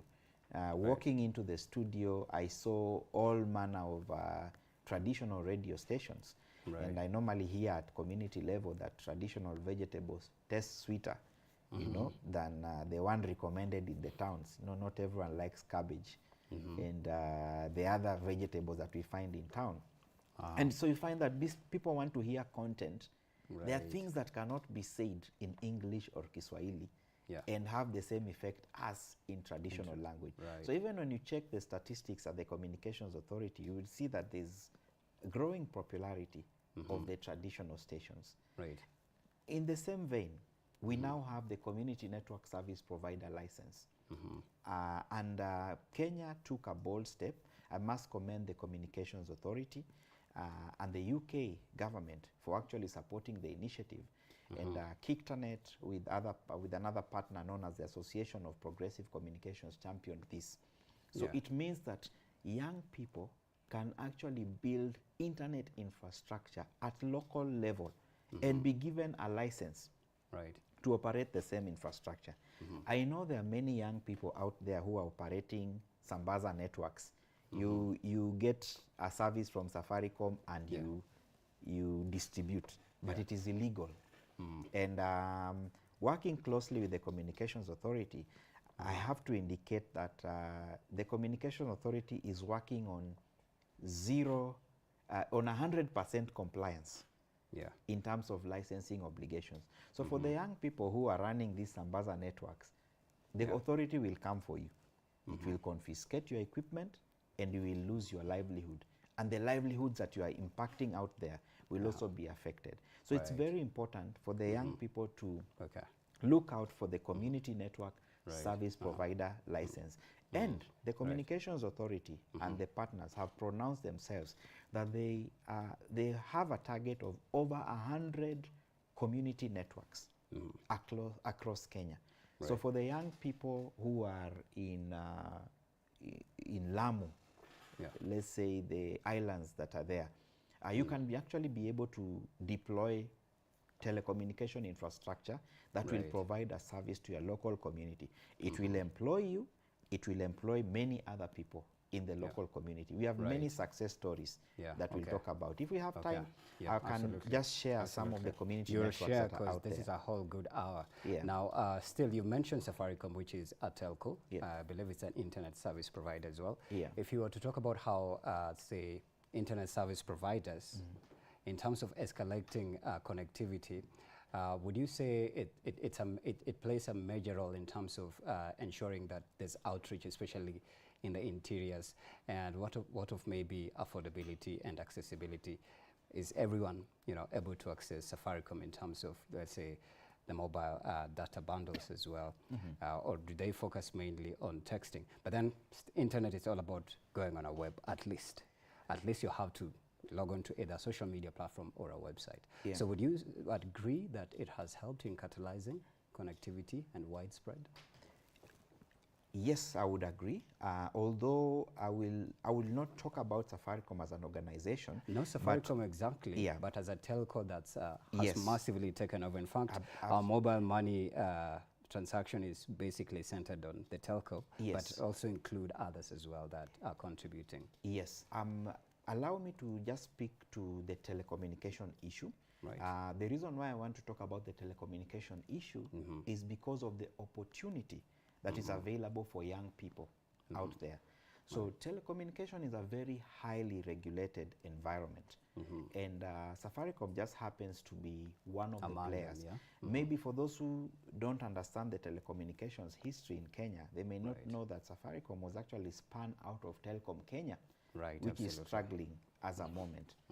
And you can see what Telcom is going through vis-a-vis what the other organization is going through. Although it's not in my place to discuss that. But more importantly, telecommunication has been a very hazy area for Kenyans. Actually, the people that have taken advantage of that place have largely been foreigners. If you look at our country, we have 4 levels of licenses for telecommunication operators. We have Tier 1 license that is given to mobile operators. A Tier 1 license places obligations on the mobile operators to ensure that every citizen is connected. Of course, telecommunication has evolved. We have had the public switch telephone network. We used to have the phones. When we had the internet, we had dial-in.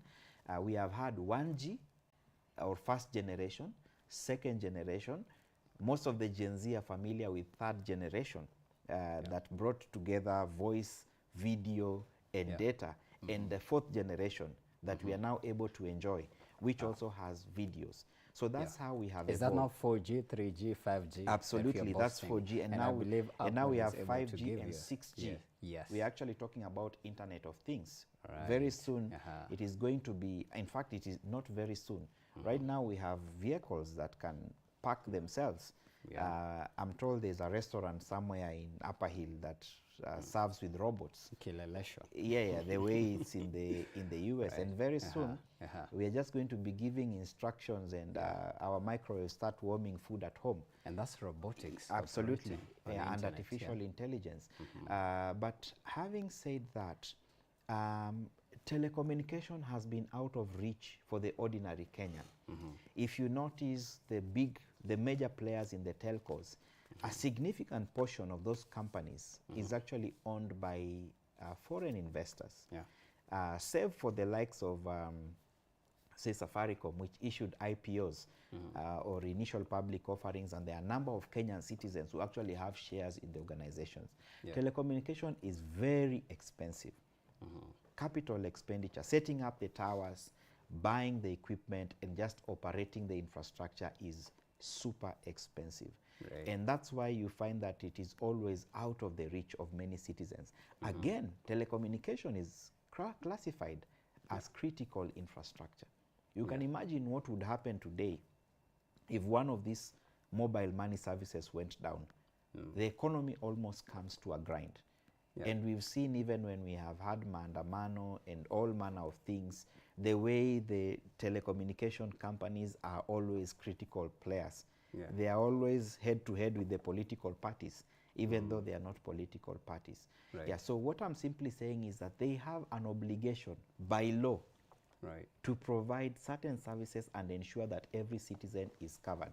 As we speak, many countries are actually phasing out 2G, while we are still using 2G. Oh, we are still using 2G? Absolutely. In many places. It's me who is up to par with the latest. You know, you are a city person. Okay. Yes. Yeah, so people in the interior are still using absolutely 2G. Maybe for a young person that is watching us from a remote station, maybe in, let's say at Beta Point, or in Kakuma, they could be telling a very different story. And that's why it's important that we keep talking about the issue of digital inclusion. Over and above this, we have our differently abled brothers and sisters. Remember, we are assuming that everyone is able to use these devices comfortably. Or everyone has a smartphone. Yes. So it is actually a national issue that we must ensure. Just the way during President Kibaki's government, there was zero rating of taxes on computers. I think we also need to consider zero rating of taxes on mobile devices. We have had the government pronounce itself that now we are manufacturing mobile phones locally, but we are still not feeling it. Working in the rural areas, I see a lot of young people getting their devices on Lipa Polepole plans or M-Copper, but the loans are crazy.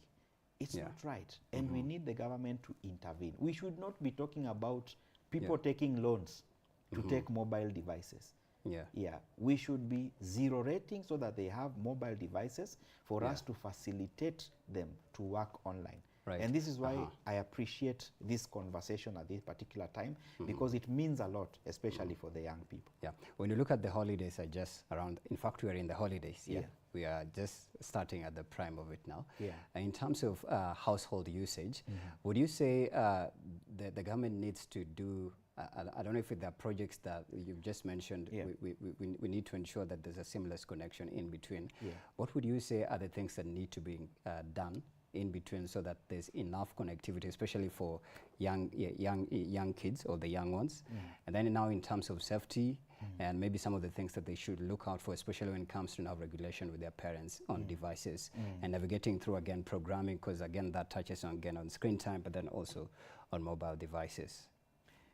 Thank you very much. I will speak to issues that young people should take advantage of because we are in a space that speaks to young people. Right now, there's a big effort to build the capacity of young people. I have been fortunate to be part of a process that developed a curriculum led by the government and through the Information and Communications Authority. So we have smartacademy.go.ke. And I would like to encourage every young person that is watching this show to visit Smart Academy. Okay. There are a lot of programs. What's on Smart Academy? There are a lot of courses that have been developed by different partners, including Kictanet, that have been loaded on that platform. Those courses are supposed to help the young person to use information and communications technology meaningfully. Put simply, it teaches you how to use your phone to do business and make money for yourself. And it is as basic as a course for Mama Mboga and a course for an advanced user. So you can advance or with a tutor? It is self-taught. The way the course is designed, it is self-taught. But if at all there are young people that need a tutor, for instance, there's a project that the Kenya ICT Action Network right now is doing that aims to reach 1 million people across the country by March next year. Or let's just put it by June next year. The project started by focusing on 2 counties, that is Busia and Mandera counties. And we have done training for, they are called community digital champions. So these are people who are going to cascade this training to train other people at local level in the community. And the target is to train 1 million young people. I started by talking about Smart Academy. Smart Academy basically makes the young people to be employable, especially those that have not had, I think the lowest that you can pay is 500 shillings. I don't think it's a lot of money. Yeah, and I don't know, maybe Hustler Fund is still working. That's money you can borrow and get an immediate so this is centered from. for families, but for kids now? It is for, it cuts across the family because the skills that you actually get on this platform will open doors for you, will make you a competent user of technology. It's supposed to teach you how to make money for yourself using technology. In the so it doesn't, space, in the digital space. So it's good for young people. It is also good for mama. When I talk about Mama Mboga, I'm talking about our parents. Isn't it? It could be our mothers or it could be our dads. But there are courses that are simple enough for someone to be able to understand. Before we get to data, I wanted to understand, like, maybe is for like during now the holidays, children are just left alone. I was reading an article where, you know, a kid learned how to, I don't know, to do something so sinister at such a tender age because they spent all their lifetime in front of the gadget and in front of the screen. So I was maybe trying to get it from you. Are there like safety regulations that they're able to download from that program? And can it be aided maybe by their mother or father? Is it something that a whole family can sit down and get to go through and get to learn, and then they can use it to navigate through screen time or the device during the holidays? You are raising an important point, which is actually a major issue that falls under child online protection. And there are many players in this space that are dealing with the issue of child online protection. Some of them that we work closely with at Kictanet include IVMINET, and we also have Watoto Watch Network. Actually, we have a children internet governance forum that we normally organize alongside the Kenya Internet Governance Forum. And it focuses on school-going children. This is because while the internet has many positives, our children can also be taken advantage of on the internet. We have many pedophiles or we have many crooks. We are fortunate in Kenya, we've not had the 411 issue where people are being scammed online. And this is thanks to the... But the scamming has been there anyways, with different platforms. Compared to many other countries, we are more conscious and we are more careful. As an infrastructure player, we are very keen to make sure that we protect users from being taken advantage of in the, by cyber criminals. But we are fortunate that we have various laws, and the Communications Authority has been at the forefront of ensuring that we are protected online, and that there's a lot of enforcement of laws that protect us. The police are also doing a lot of work, working with the private sector on this, but the biggest responsibility lies with internet users. Especially for the young people. We need to know what is a safe space online and what is a space that is not safe online. But I also believe it starts with the device you're using to access. Who is in charge of it? Is it the guardian or the teacher?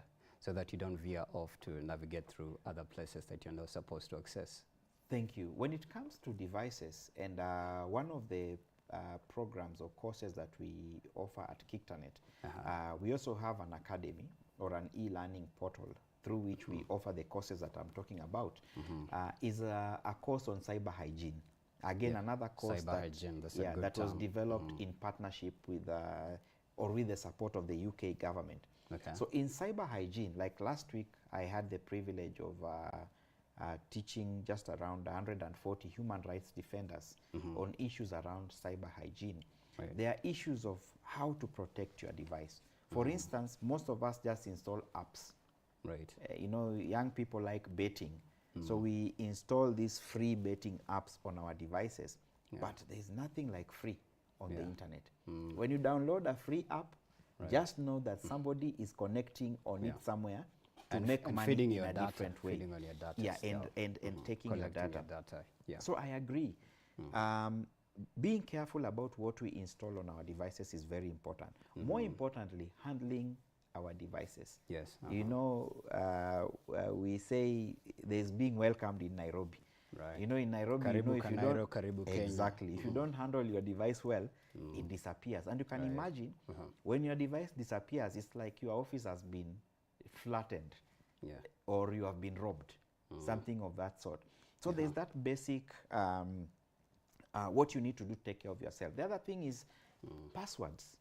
For young people, you go into a cyber cafe, you log into your email, you wanted to send an application for employment, and you disappear without logging out.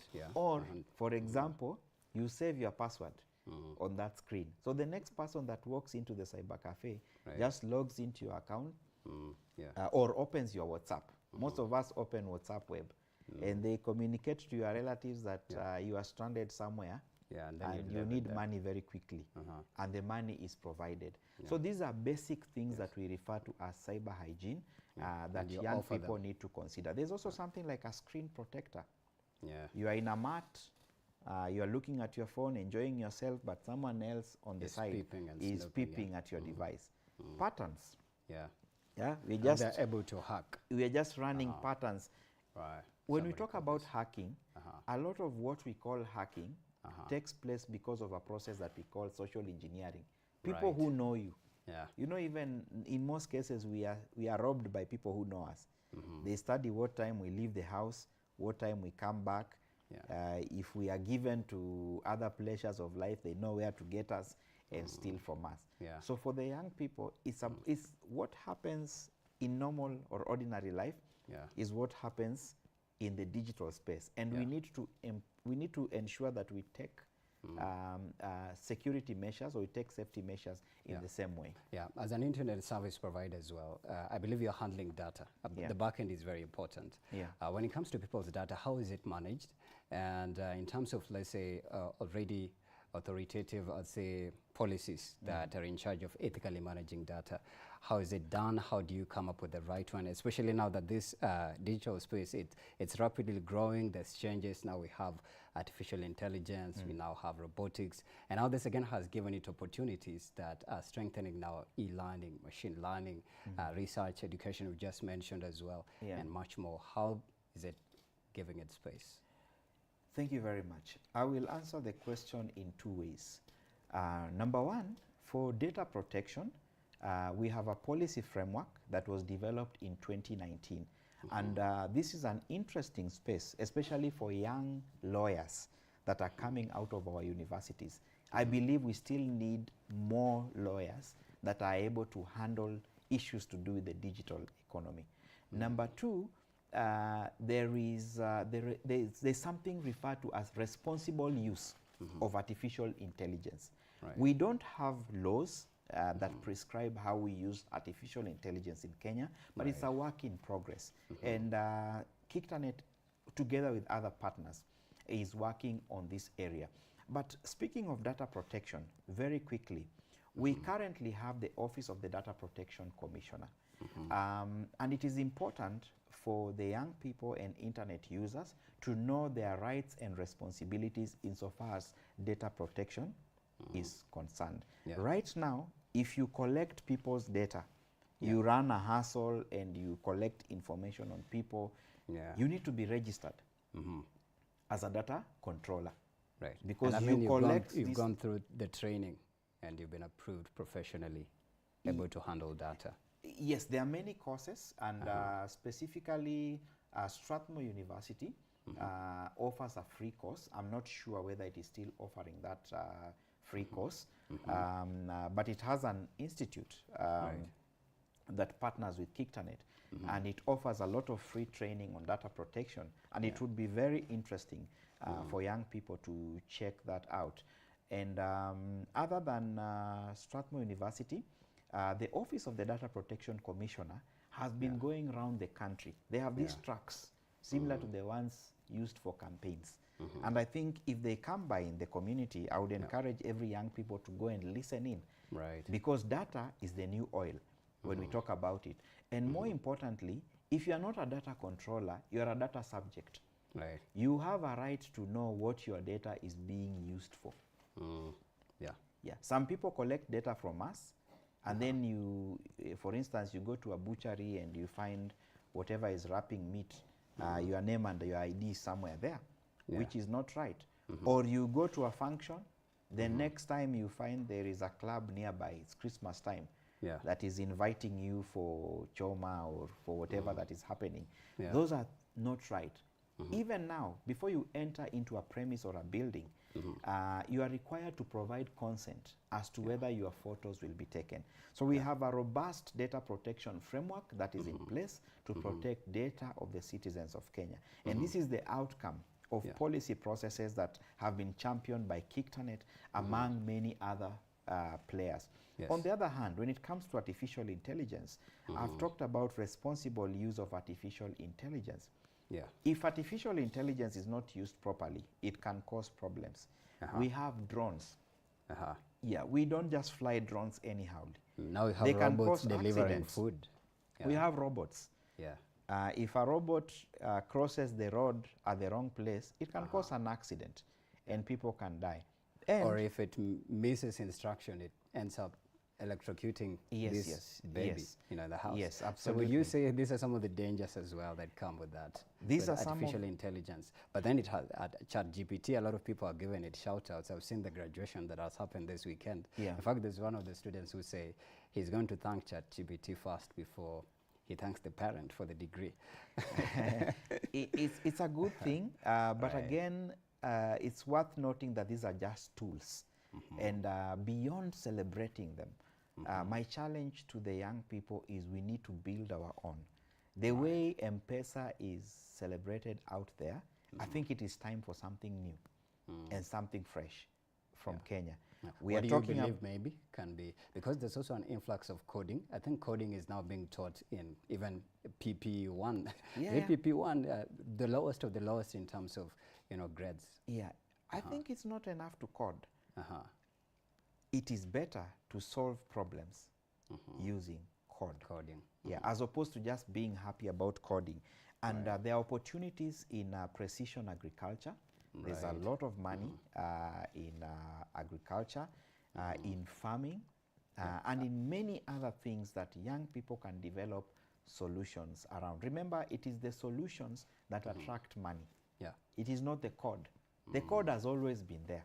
Right. From time immemorial. But then I think the skill of how to code is what, you know, a lot of young people are getting into. And now it's even being offered as a complementary in some of higher learning and even lower learning institutions. Absolutely, absolutely. And for the young people, for the children, if you check the history of organizations like Microsoft, most of the founders started these organizations while in elementary school.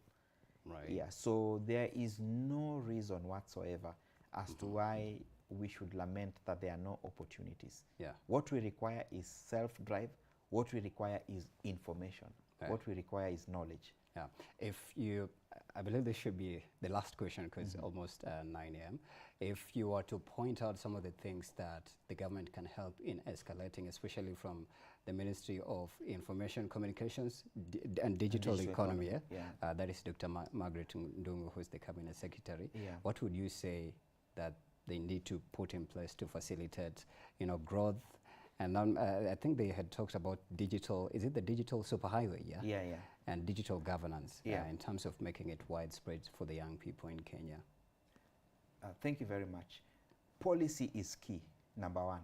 If you look at the history of the US, we had the High Performance Computing Act that was developed by Senator Al Gore in the 90s.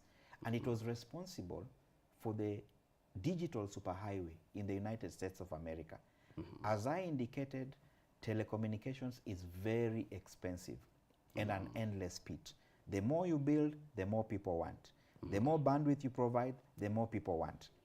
And so we need support or intervention from the government. And we've seen organizations like Safaricom that we mentioned earlier grow because of government support. My request to the Cabinet Secretary, Dr. Ndungu, is to consider local enterprises, and also to His Excellency the President, William Ruto, to consider local hustles and local enterprises. To our members of parliament, we need law in place that sets aside money to support these local side hustles. If you look at the US, there's a lot of money. You try. If you fail, it is okay. But out of every 10 failures, there are probably 2 or 3 unicorns or massive organizations that will come out. So I think governmental support is very important. Tied to that is the issue of taxation. Yeah. I beseech the Actually, government. there's digital taxes. Yes, There's that currently act. citizens are paying approximately 30% of taxes on the internet. So there cannot be a digital, we can't have a digital superhighway with all these taxes. Yeah. Let's think out of the box and find another way of generating income. Yeah. And for me, this is a passionate call to our legislators on behalf of the young people. Number 3, the issue of taxes on devices. We are currently training 1 million young people or citizens. Bundles are expensive because of taxes. Devices are expensive because of taxes. Yet we are talking about local manufacturing. We need to feel this local manufacturing. And I think even as young people agitate, these are the things that we need to agitate for because they mean life to us, for lack of a better word. I think government can no longer hire. You know, in our days, all our parents used to be civil servants. But right now, it's not possible. So what else? We need the gig economy for that. And that touches on the blockchain technology as well. And Yes, how yes, it's helping to advance that. Absolutely. There are many use cases. And when you talk about blockchain, I'm just going back to the first point where we need money set aside. I know we have the Kenya National Innovation Agency. His Excellency the President pronounced himself last week that it should be under his office. I don't think it is enough to have it under his office. It needs to be sufficiently funded or sufficiently financed.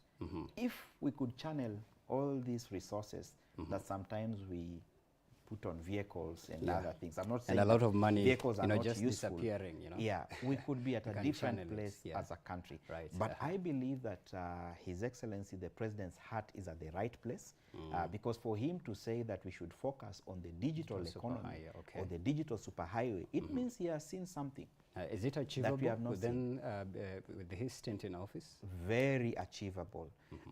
If at all we address the things that I suggested, and okay, I would say that even before 2030, we'll be there. We're already a smart city, right, or a absolutely. smart town. What can you do without Uber Eats? Yeah. What can you do without Uber That's or Lyft e-commerce, and all that? literally. E-commerce is increasingly driving the nation and creating employment. Yeah. So I agree that whatever the president has set forth is achievable. Right. So we have to exit, Barack. I want you to tell our Gen Z viewers how they can get to be in touch with you for anything else that we've not talked about here, how they can also find it. You said it's, you mentioned the website, it's Smart? Smart Academy. Yes, Smart Academy. .go.ke. Shortly in 30 seconds because we are exiting. Please talk to them. Thank you. I am on Twitter at Otieno Barak. You can also find more information about me on www.kiktanet.or.ke. That's the Kiktanet portal. So on those two channels, you can find me, you can DM me, and I'm happy to provide guidance. For the young people, I invite you for the Kenya School of Internet Governance. We are going to be sending out calls from March in the coming year. Let's meet there and discuss what we've discussed at the show in length. Of course, I look forward to another opportunity should it be available. But again, I wish everyone happy end of the happy year. holidays. Yeah. I believe this conversation we've just caught into it. There's a lot to unpack, and because of time, we'll have to pause it there. Thank you so much, Barack Otieno, trustee at Kiktanet. Thank you. All right. Thank you for watching this segment. We have to take a very short break. We come back with the last conversation. Stick around.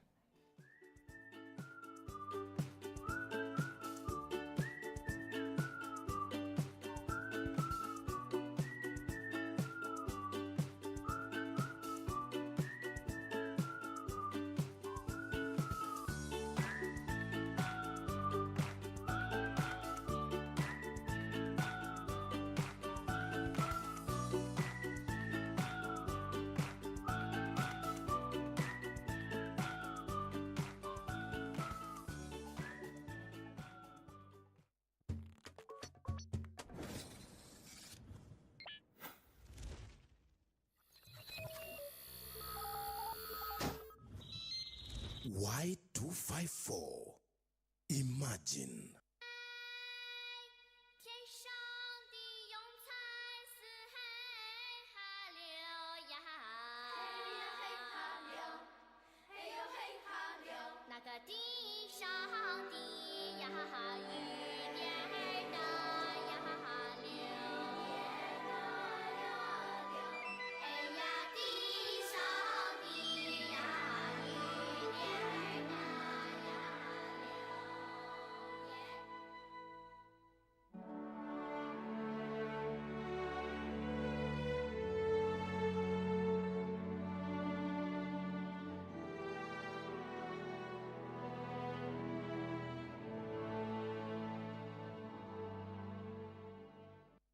Chemi za uongo, stories za jaba ndo tingize ubongo, ndo bebe kawalitikiza kamongo. What's up, everybody? Have you heard of Bounce Nation? We are the latest, most turned-up show in 254. You know how we do each and every Tuesday, Thursday. Mad vibes, mad music. When you see this face, amazing vibes, pure niceness, mad music. Now always kumbuka wewe ndoko in full control.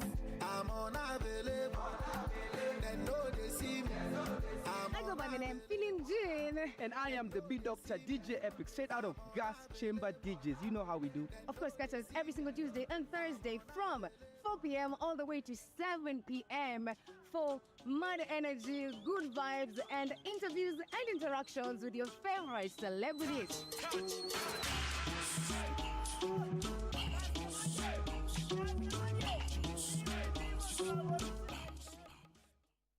The young generation awakens on Y254, the leading youth TV station in Kenya. We treat you to current affairs, entrepreneurship, health, and human interest conversations. It's art, it's culture. Movies, gossip and trends, sports, Drama. We bring you a vibe like no other, straight to your living room. To keep you informed, inspired, entertained, and most of all, refreshed. We are such a vibe. Y254. Imagine. Here on Power Talk Show, we handle conversations of current affairs that directly affect you. We do a deep dive on conversations that involve relationships, mental health, finances, and other trending issues. We also share stories of people who have faced adversaries and managed to overcome them. I'm a person who tried committing suicide 3 times. Yes, before I reached class 7. Tune into Power Talk each and every Thursday at 7:10 p.m. and join in the conversation with me, Cheryl Blessing, using the hashtag PowerTalk.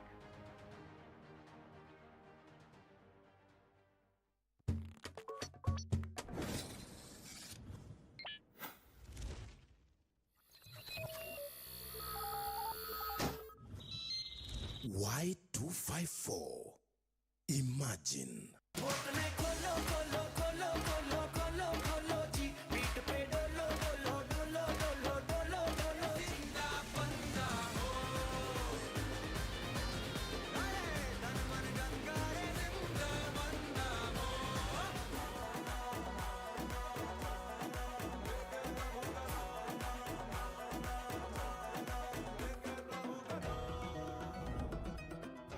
Shining in the setting sun like a pearl upon the ocean. Come and feel me, oh feel me.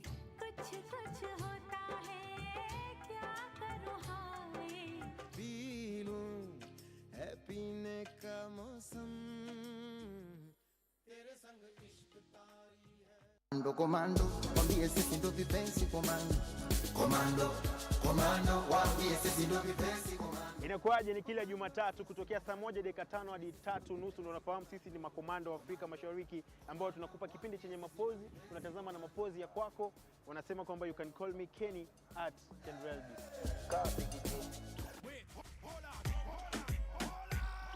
Wagwang, my name is DJ Kuch. Pale kwenye chiki na kupatia mziki zote za East Africa, old school, new school, zote ziko ndani. We can link up at DJ Kuch. Boom. And of course with me, Kalondu Musimi, I'll be giving you all the entertaining stories in East Africa. Nitakuwa nikuambia nani amefanya nini, kwa nini na akiwa na nani. Hatuagizi na mabosi, sisi wenyewe mabosi. Wanatobea mikosi, tunalindwa na sagodi pekee.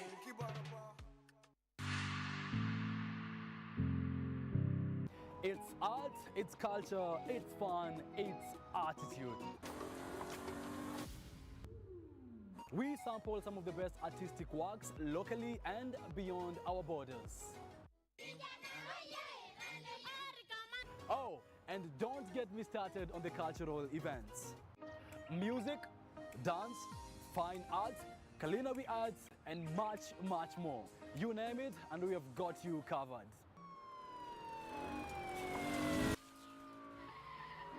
My name is Kevin Kasioki. Please join me each and every Friday at 8 p.m.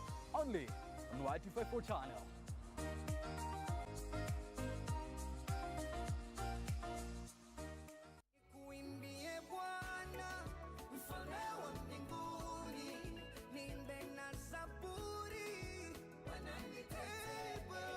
Our stories shape our future. It's within them that we get to know ourselves. God always came through in a way that we couldn't even explain. And we came to realize that putting God at the center of it is like everything else will just flow. What do you do when push comes to shove? He was a great man. At that moment, he was supportive. Until 6 months, we went for the first surgery. That's why here on The Nest, we tell you these stories to empower you and shape your parenting. Every Tuesday from 7:30 p.m. only on Y254.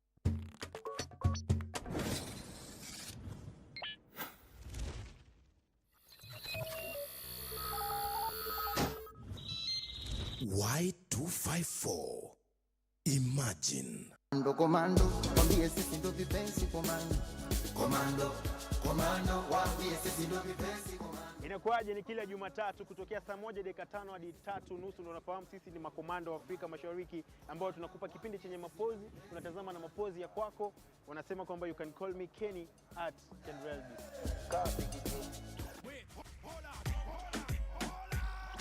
Wagwang, my name is DJ Kuch. Pale kwenye chiki na kupatia mziki zote za East Africa, old school, new school, zote ziko ndani. We can link up at DJ Kuch. Boom. And of course with me, Kalondu Musimi, I'll be giving you all the entertaining stories in East Africa. Nitakuwa nikuambia nani amefanya nini, kwa nini na akiwa na nani. Hatuagizi na mabosi, sisi wenyewe mabosi. Wanatobea mikosi, tunalindwa na sagodi peke.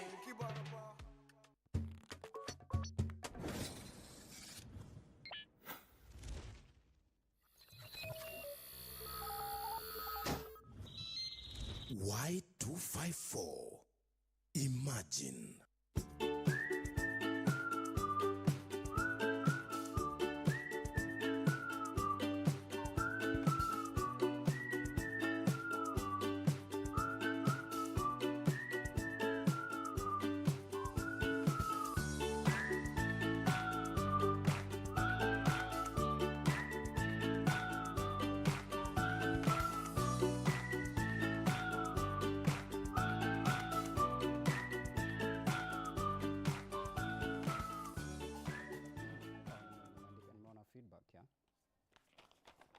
All right, thank you so much for staying with us. Welcome back. I'm Sako. This is the last conversation, and we had asked you a question. I'm just seeing your feedback is coming in thick and fast.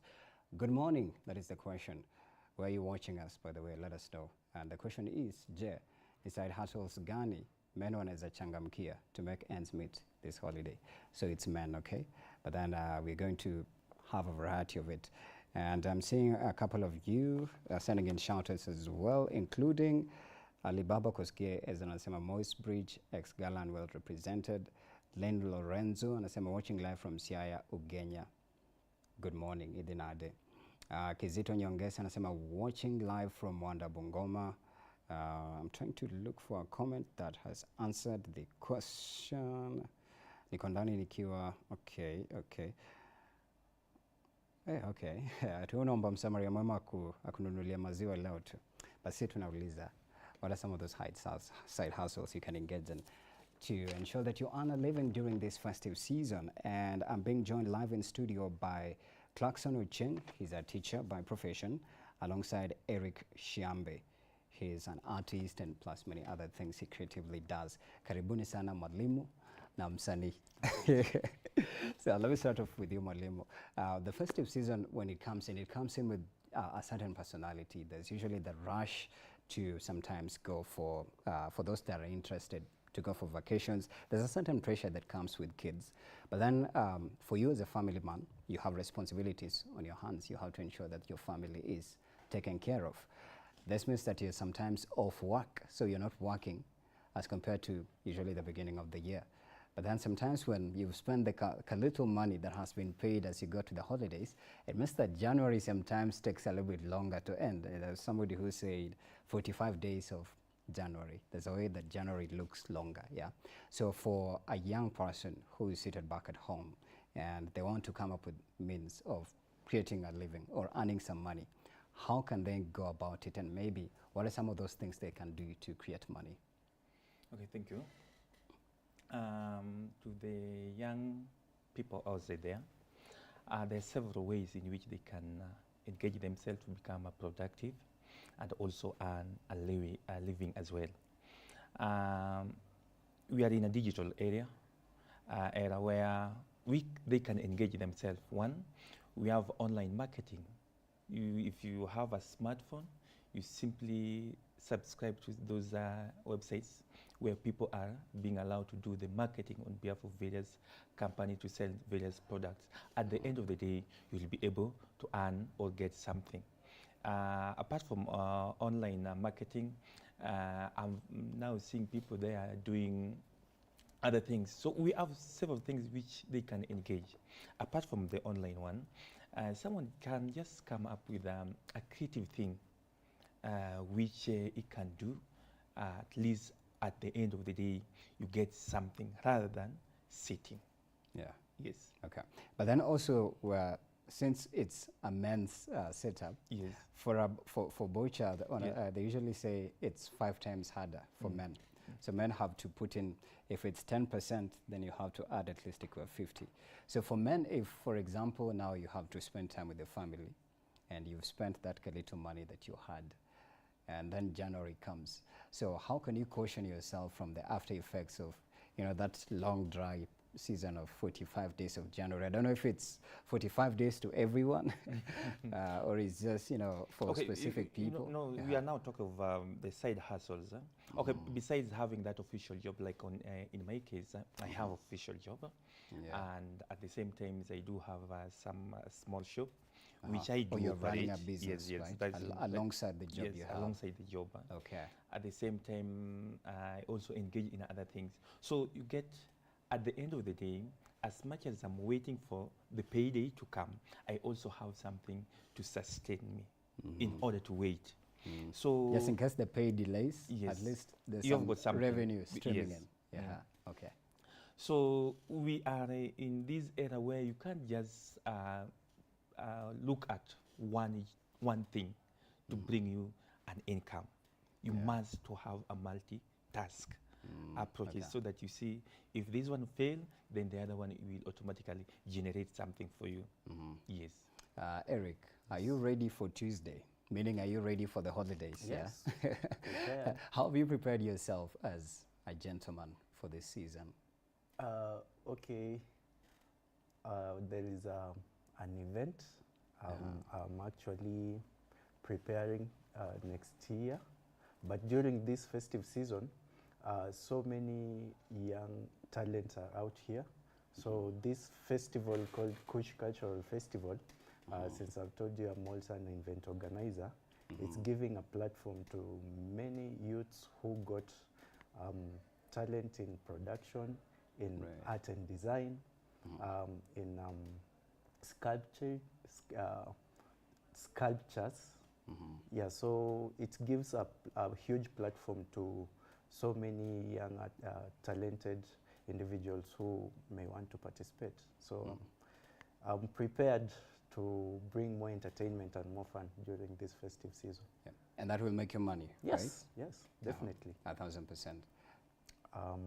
Good money, can say. Okay. To sustain someone. Yeah. I'm also looking at it from a savings perspective, because we are taught, in Kenya, there's that, traditional thing: go to school, graduate, get your certificates, apply for a job, and get employed and start making money. But Mwalimu has just alluded that in this era, you need to have at least multiple sources of revenue, because the pay can delay, or you can get fired in between unexpectedly, and then you're left, just wandering in the desert without any means of survival. Sure. I want you to talk about maybe how important is it, especially for the gens, to have multiple sources of your income that can caution them from those rainy seasons, especially now. The festive season, a lot of people overspend. Sure. You're likely to be invited to a wedding that you're not supposed to go, a funeral, the diani that does not even fit your budget or the savings that you've accumulated all along the year. For me, personally, I tend to go against the norm, the society that you really have to go to school, graduate, find a job. No. You see, out here, there is a lot of millions and millions of opportunities to the young men out here. You don't have to focus on something that will propel you to the next level. At least, kama kijana, jua vitu, get exposed to a lot of things. At least kama ni kanduthi, jua kuride bike, at least jua kupika. These are hustles that during this festive season, you improvise your own side hustles. And actually it pays off. Yeah, for example, there is out here food industry, entertainment. It gives a lot of platform to so many talented young generation out here. Yeah. But I believe it's also like having multiple sources of revenue.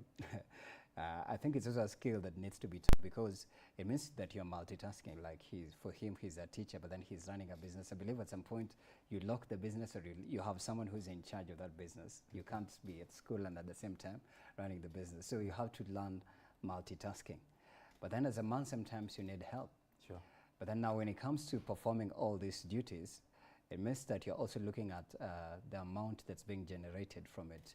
Now, in terms of savings, and that's literally the conversation about money, as you head to the holidays, how can you spend, I'd say, what is the right word to use? How can you spend correctly? If for that matter, there's spending correctly, yeah? Okay. As a young person who's anticipating towards, having a good January. Okay. That means budgeting. That's the conversation. Regarding that, I think you just have to look within your budget and check what's necessary and what is what you need and what you want. First, you'll just have to identify what you need and what you want. So this is for maybe like a single guy? Not really. Talking of identifying your need and your want will help you now to know where you need to spend and where you need to save. Yeah. Okay. So Mwalimu, I believe you're a family man, which is absolutely correct. There's those things that the kids just demand. It's Christmas, Baba Nataka, this and that, and you have to. But then also you have to look at your pocket, yeah? Are you able to afford? But then are there maybe ways where you're able to say, no, I can't, so that maybe you save up something for January? Or maybe you'll have to go off the grain and spend it and have to sacrifice. Let's suffer in January, but let's enjoy during the December holidays. As a family man, the kids are there. They can't dictate everything.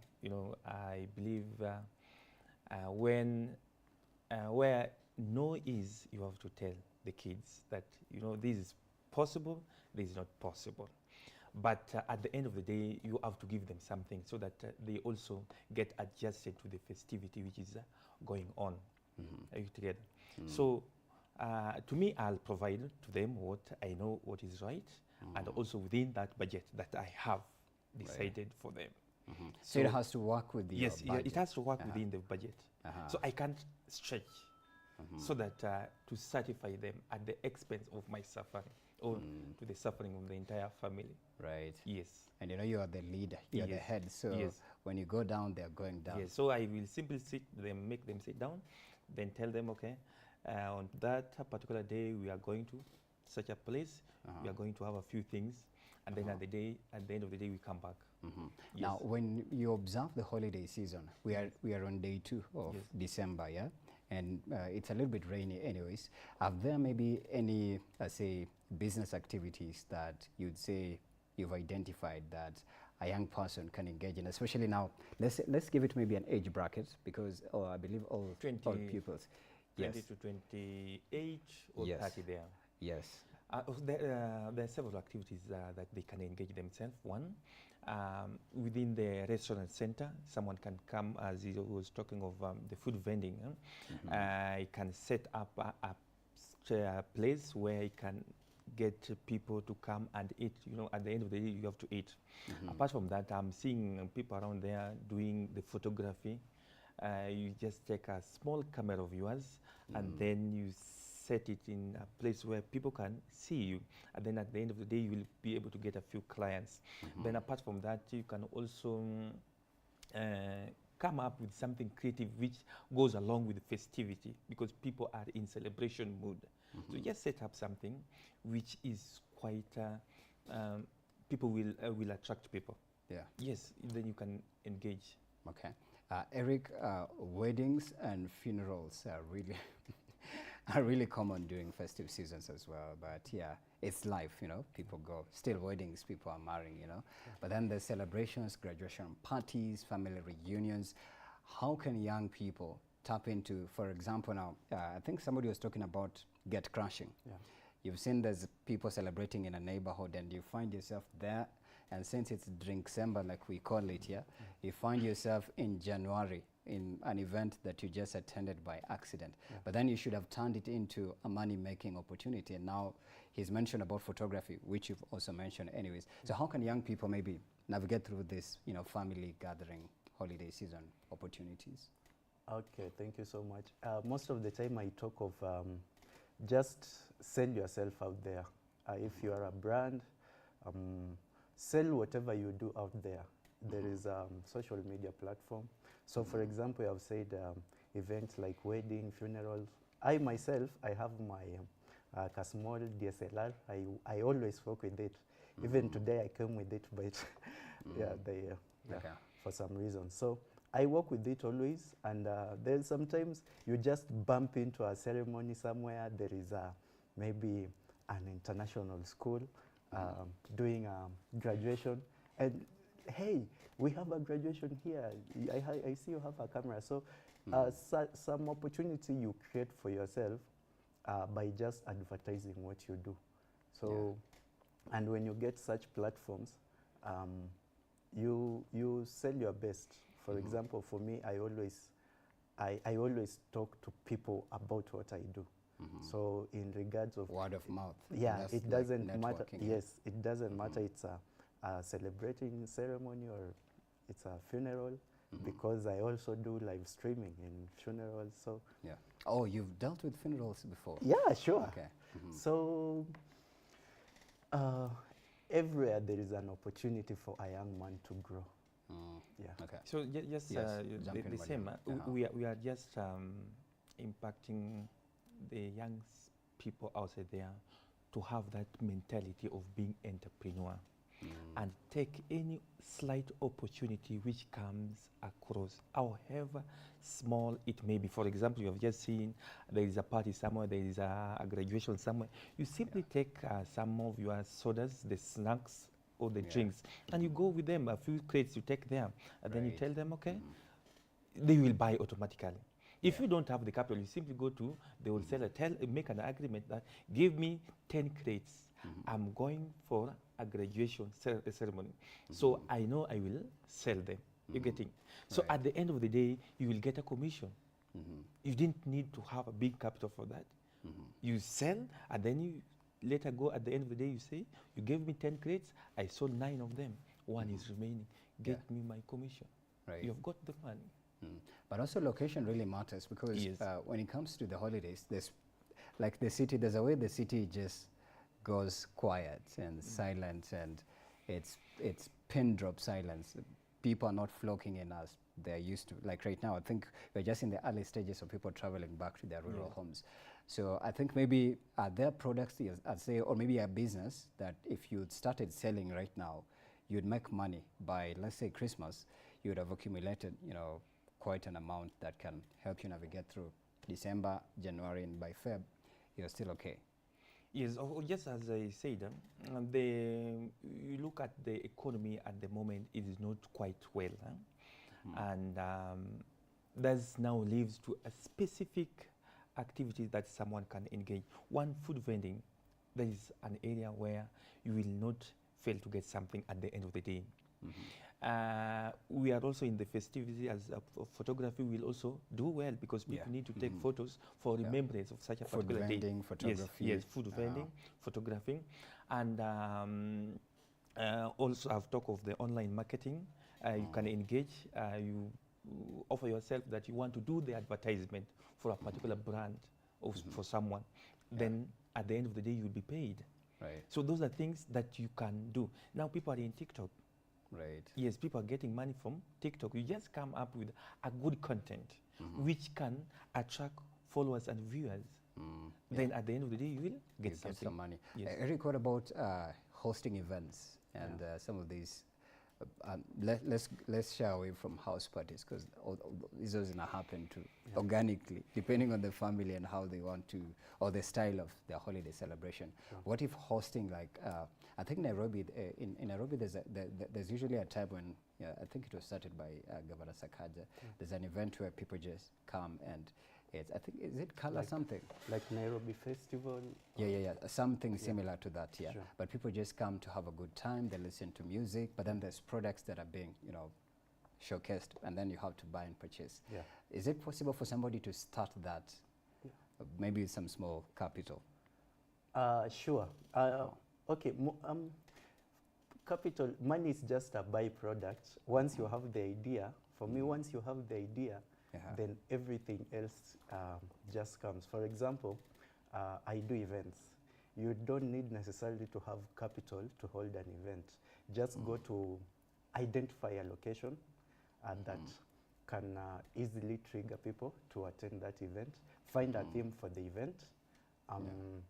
Then get deals. For example, it's an hotel or it's a resort or whatsoever. I normally go and make a deal with the owners or the managers. Look, I have this and this event. This is the theme, and this is how I want to bring in business. How I'm bringing new people to buy your food, to buy your drinks, and this is the cut. You give me a space. You give me. It's just about being creative enough to be your own boss. Yeah.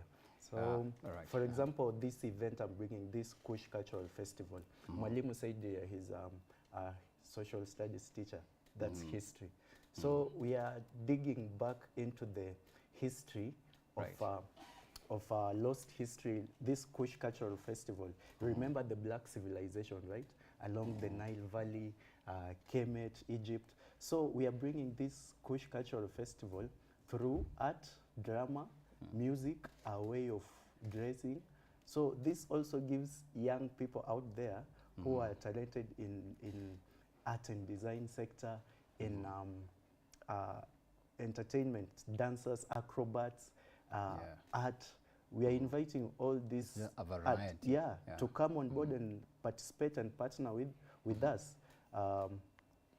It's also, since we are partnering with the University of Nairobi and through also the Student Council, it gives a huge platform to every young man, especially the Gen Zs who are out from high school and campuses, to come and express what they can do, especially with their natural talents and gifts. Mwalimu, somebody was sharing to me about how people in Coastal, they've mastered the art of cooking a very special kind of pilau, So that already is a skill.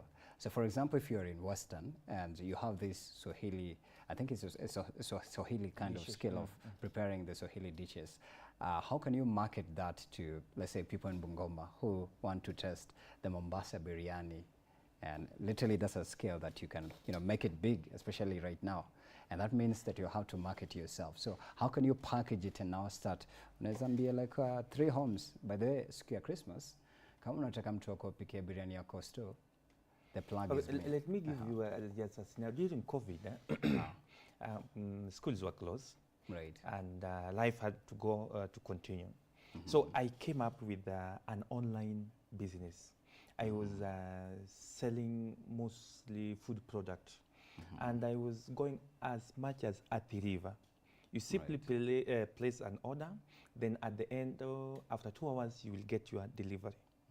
So in such a case... Oh, this is a business that you started? Yes, during COVID. I started that business during COVID-19. What is the product that you're selling? I'm selling food stuffs. Oh, food stuff, yeah? Yeah. So chapati, mandazi, no, ugali. I deal with a specific one brand, that is fish. Oh, fish. That is what I Samaki. do. Yes, samaki. Okay. Now, in that case, if you want to make the Swahili dishes, then you just advertise. One, have a good advertisement to the people so that people can have that you are having that particular dish. You create that advertisement, you create awareness, then people will get it. Because to me, I was even getting clients from Kisumu Yeah, I was in Nairobi. And I you were was able to do the deliveries from but Nairobi to Kisumu was Kisumu? so much very far, I couldn't. So I was focusing on Machakos, Kiambu, and part of Kajiado. That's how I was operating. But centered mainly in Nairobi. Yes, and Nairobi and those three counties. So it is possible, you can do it, so long as you have a good marketing strategy of what you want and how, you know, in business is what matters is how do you identify your clients and how do you reach to them. So the moment that you understand what the clients want, then you tap in that information. Then you now come up with the product. Yeah. People will have to buy. Yeah. But then that means you've already envisioned the target audience and the niche. Yes. So this holiday, this holiday season, there's a lot of things that are needed, even now from the outfits and everything. So it means you can calibrate anything and just sell it and make money. With us teachers, we are jack of all trades. We can do anything. If you take us to the business, we can we do trail very well. And apart from that, now like now the students who are in the campus, you know, just sitting there, I've seen some of them making or coming up with some cosmetic items. Then they're selling to the fellow students. You know, at the end of the day, you are getting money. Some of them are in coming up with the clothes items. They sell them online. Yeah. You know, for example, like now there's this. I've seen a lot of people coming up with it. You take a particular clothes and then you put them on your status. Right.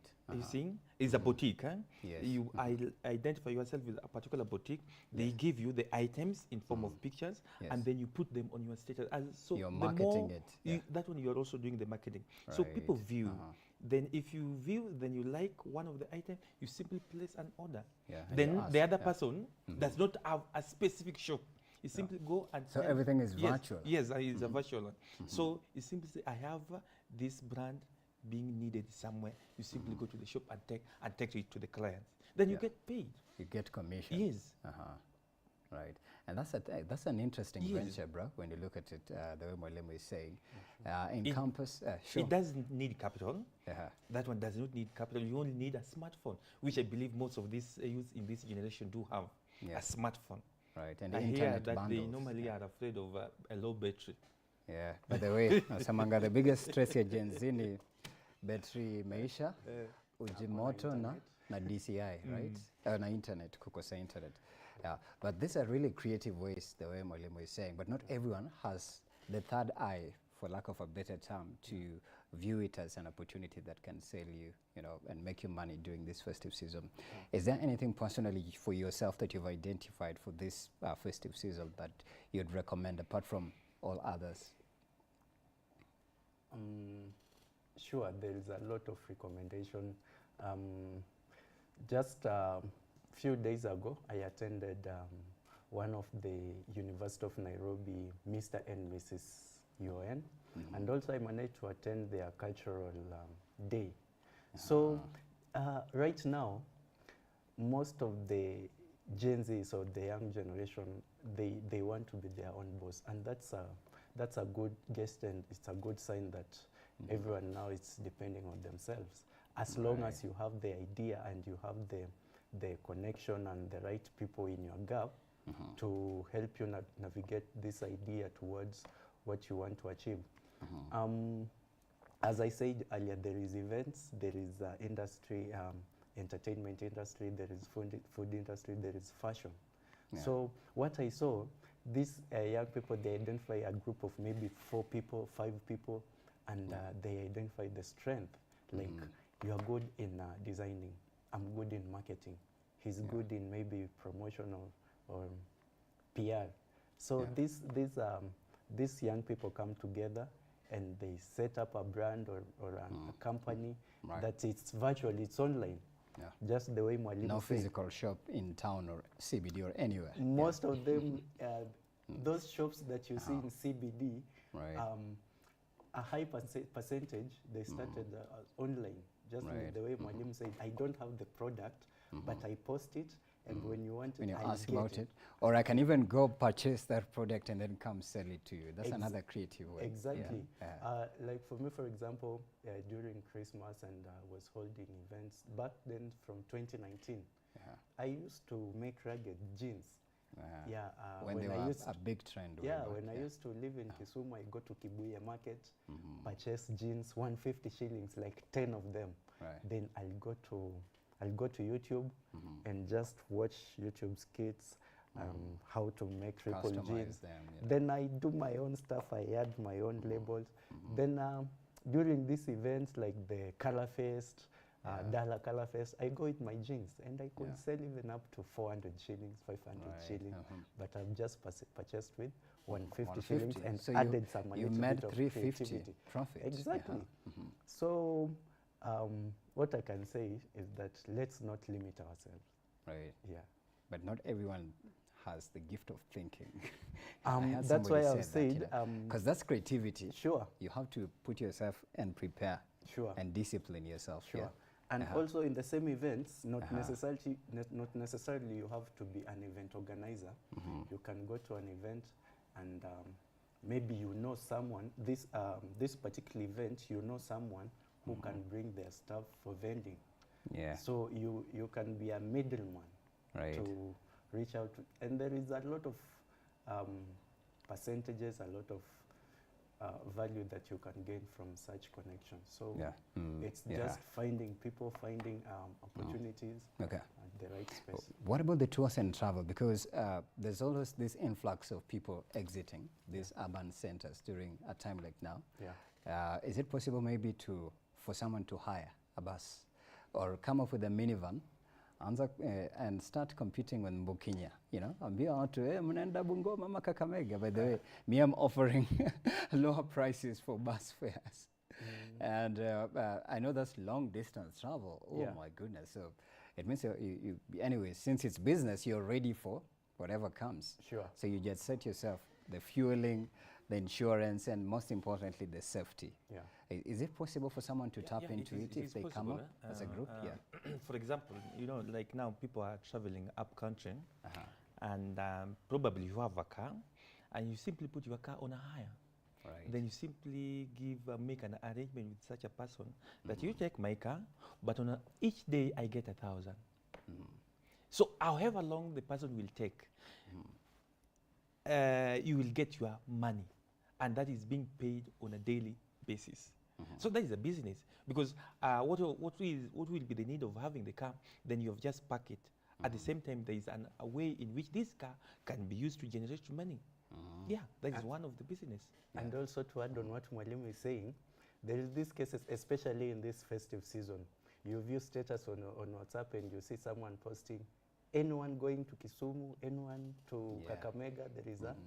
So yeah, there these most I've gained so much. I've made money, a lot of money during this festive season, where you know a friend who has a personal vehicle or a van or maybe a school bus going to Western or any part of the country, and you know maybe the driver of the bus or the van or the owner of that personal vehicle. So they ask you, hey, I'm traveling these dates and I have a lot of space in my car. Can you find people who are traveling? Then you just post on Facebook, WhatsApp, Instagram. I tell you, you'll get a lot of people who will be willing to travel. And you see, this person will be offering at least a reasonable amount compared to the one that you'll get when you go to Akamba or when you go to Transline or Easy Coach. So it's always an avenue. During this festive season, there are so many avenues of making money. Mwalimu, for a young man who is watching and maybe anasema yeni orphan, hana mtu wa kumsupport, hana chochote, hata hii conversation is just a movie to them. Where do they even begin? Where do they start? The fact that they are there, the society does not, the society is not lenient to them, because you know at the end of the day you have to get food and you have to eat, Life has to continue whether you are orphan or not. Yeah. So what they need to know, just come up with something which can generate for them money. You know, if it is in the village, you can go and work in those plantations which are there. Yeah. You just work. However small it is, just work. People begin from humble background. Just go and work. Kashamba kafulani hapo, go and do something. Then at the end of the day, you get some that money. Then apart from that, we are stressing on the issue of digital area. This is an area which must be tapped by the Gen Zs or the youths outside there. And just see, you know, just come up with something unique, and people can identify you and say, okay, so and so has got a unique thing in him or in her, and it will be known. Yeah. Yes. Eric, there's this a certain temptation that comes with the holidays. If you are all about that life, social life, when you interact with people outside, you begin to know them. You begin to admire the way they are. Yeah. But for us men as well, it helps you to even network sometimes. Even depression, when you're feeling anxious, sometimes locking yourself up the whole damn day because you don't have a job, so you'll stay in bed or you'll stay online watching, just scrolling through the internet. But then kidogo, somebody posts they're going for a holiday in Diani, right? Now, umeuliza hiyo swali umeuliza. And you are tempted to say, hey, I'm here since I'm just chilling. So you'll spend what you don't have and you'll tag along with them, and thereafter, 45 days of nja, like we had said. You know. So is it possible for young, because this is a men's conversation, for them to take precaution on, I believe it's careless spending, for lack of a better term, and just be conscious of, if I can't afford it, I can't buy it. If I can't sustain it, I'm not going to indulge it. Thank you so much. And also, I'll bring you back to what I told you earlier, that you first identify your wants and your needs. And also, it depends with what you earn, because you can't spend more and you earn less. Yeah, so but sometimes it happens like that, mostly. Maybe sometimes it's peer pressure, lifestyle. So for me, most of the time I give an example by myself, using, I use myself as an example. During this festive season, it's really fun going out there, at least reminiscing on how the year has been. It's been tough for most of the Kenyans. So it's really tempting to tag along, but again, you ask yourself, yes, I really want to go to Diani, I want to have fun, but look, what I'm going to spend, or what I want to spend, is it really necessary during this time? Because you also need to see tomorrow, because January is coming. Rent has to be paid. Bills, You know, no, it is going to Diani is not bad. But why is it? What is it with Diani? It's like people, Diani is the best holiday destination, but there's Malindi and many others. You can go to Diani. For If you can afford it, right? For example, like I think I'm going to Voi in the next 2 to 3 days, after which I'll proceed to Mombasa for vacation or for work. Yes, for work, and also vacation for a few days. But what matters is you have to plan yourself. Right. And if the resources are there, why not? You should go for and have that vacation. And what I'm trying to advise people outside there, that have the vacation, so long as you've set yourself or you've set your house in order, so that all the bills you've catered for, so that when you come back, you don't begin now kuomba-omba. Meaning that is budget. Yes, you have to budget. So just plan yourself. You know, vacation, people normally plan it for even a whole year. You're just saving for it. That I want to go for a vacation with the family, or peke yako, kama if you are a single. Would you advise someone, if you know that if you go for that vacation you will suffer in January, then kaa kwa nyumba ukiomba till 2025. But Yeah. if you have the money, why not? You know, the problem here is it's not a matter of going. Right. It is if the resources are there to allow you to have that vacation, I will Right. advise. For example, like in my case, I've been in classroom and I need whole to year. have a You- rest. you need to debrief, right? Yes. Uh-huh. So that I sit in a place, relaxing, cooling my mind, so as to get rejuvenated back for the work in following year. 2025. Yes. Yeah. So it is Eric. in order. Yeah, sure. So also to add on that, vacation sometimes doesn't mean that you have to spend. For example, you might be having a car, and you say, "Hey, look, you have a group of your friends. You say, look, I have a car, and let's fuel. Go to Diani. For example, I have a camera. You can there is space, right? You can tag along and also make money at the same time. For example, you are going to Diani, there is always activities here and there. People need services like photography. Yeah, still short photography is videos. coming through. Yeah. It seems like photography should be on top of the list. Of course. Yeah, for this holiday, right? Yeah. Like also 3 months ago, I went to Coco Beach, but I was doing a documentary by this humanist movement called Third World March. So I went on a vacation after doing the documentary in Tana River. Then going on Coco Beach, I found out that there was so many opportunity. People are there, these Wazungus, they are having morning walks, and they needed someone to film them and Yeah. photograph them. I- The sandy beaches. And yeah, I charge one picture, I charge 300 bob, and it's Wow. unedited. I Right. just take you pictures, send you via. pay for it and yeah, then it make gets sent. Yeah. Yeah. No, So but- it doesn't have to necessarily that you spend Right. going on a vacation. And then si lazima uende Diani. Exactly. Like vile mwalimu unaenda Voi, right? I'm going to Voi, then I'll proceed to Mombasa. Yeah, but then I'm looking at it, Eric, the way a single guy spends their holiday, a single guy meaning you don't have a family, you're still young and maybe you're not able to sustain it, it's totally different from a family man. Sure. And in terms of the cost and everything. So is it possible to just avoid it if you, Yeah, if you know? if the resources are not available, why should you? Yeah. Because I must tell people, and that's why you see most people outside there, more and the young generation, they want to have a particular lifestyle which they can't sustain. Yeah. And at the end of the day, you will get them engaging in immorality, so as to just sustain that kind of a lifestyle. So live according to your means. And if it is not there, please avoid. Right. Yes.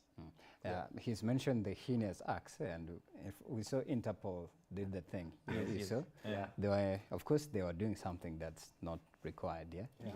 And now the money laundering, people say it's Mchezo ya forex town. trading, ndio hiyo. Mchezo ya town, ndio hiyo. But then it ends up that you're trying to maintain this lifestyle that you had already built on Instagram to just, shock fans who sometimes don't even care. You know, Yeah. there's something again. Uh-huh. You know, the virtual world, the Facebook, the Twitter, the Instagram, that world, when you come to reality, it is not the real thing. You know, someone wants to post having a particular lifestyle, but in Yeah. the real sense, that life is not there. It's just a curated moment, Yes. and as a film director, I'm sure you know these things. Exactly. Yeah, the way Mwalimu is saying. Yeah. Me You want to have the best holiday, Yes. but then ndio hii real natupa gym tashangaa 2025, you know. Mi husema usifurahishe umati, usifurahishe your peers, na wewe mwenyewe unajua hauna hiyo capacity. Yeah. So I also I urge a lot of young men like me who are trying to make ends meet each and every day that kama kitu haifit kwa budget yako, achana nayo. Just be honest, be real that, hey, look, in this time and this juncture siwezani nayo. If you can support me, okay, I can manage up to this extent, but pia if just spend in in your Within your budget, yeah, within your budget. Yeah, si ati since unaona huyu beshte yako you don't know what people do. Okay, to get the money. Yeah. Mwalimu, your final word, if you are to advise a young man who is stuck or someone who's feeling depressed, maybe this December is going to be a worst experience to them. They've already built it because maybe they've not saved, and if they look at the things they've done throughout the year, if they were to do a whole spot check, there's nothing on the table to show for what they've been working for. Yes. What would you tell them as we exit? Still the same question. We are in a festive season, and it comes along with a lot of expenditure. So people normally go extra mile, spending and doing the overdraft. But that should not be the case. So if you have to spend if you have it. But if you don't have, don't engage yourself in activity which probably will lead to depression. And just lead a normal life. Right. Yes, it is normal. It is not a crime not having. It is normal not to have. Okay. Yes. Eric? To all the fellow young men out here, just the way we have said that when you want to spend, also look at the means on how you earn your money. Just also look at the how you generate in money, then you'll know how you want to spend. For example, there is a question that I feel like we never answered well. You asked people in the rural, let's say youths in the rural area who are not familiar with the social media and everything. For example, I'm an environmentalist. There is this thing called food sovereignty, chakula chetu. You have a quarter piece of an acre huko mashambani, an acre. There is this botanical gardening, you see, organic farming. Youths can engage in that, and actually, there is a lot of money in that. Okay. Yeah, masoko mingi zinasai kuna GMO. Right, sema social media moja because you're out of time. Okay. Moja tu. Nico KENIQUO on all social media, Instagram, Facebook. Okay. Mwalimu, you can follow me at in Facebook page. There is a Clarkson Karan, and also on TikTok, Clarkson Karan 1. Oh, you are on TikTok as well? Yes, yes, yes. So, thank you, Sana. Eric Shiambe and Mwalimu Clarkson Ocheng for sharing your insights. Thank you. Asante sana. Karibu sana. And we also say thank you for watching from 7 a.m. to 10 a.m. We'll see you tomorrow bright and early right here.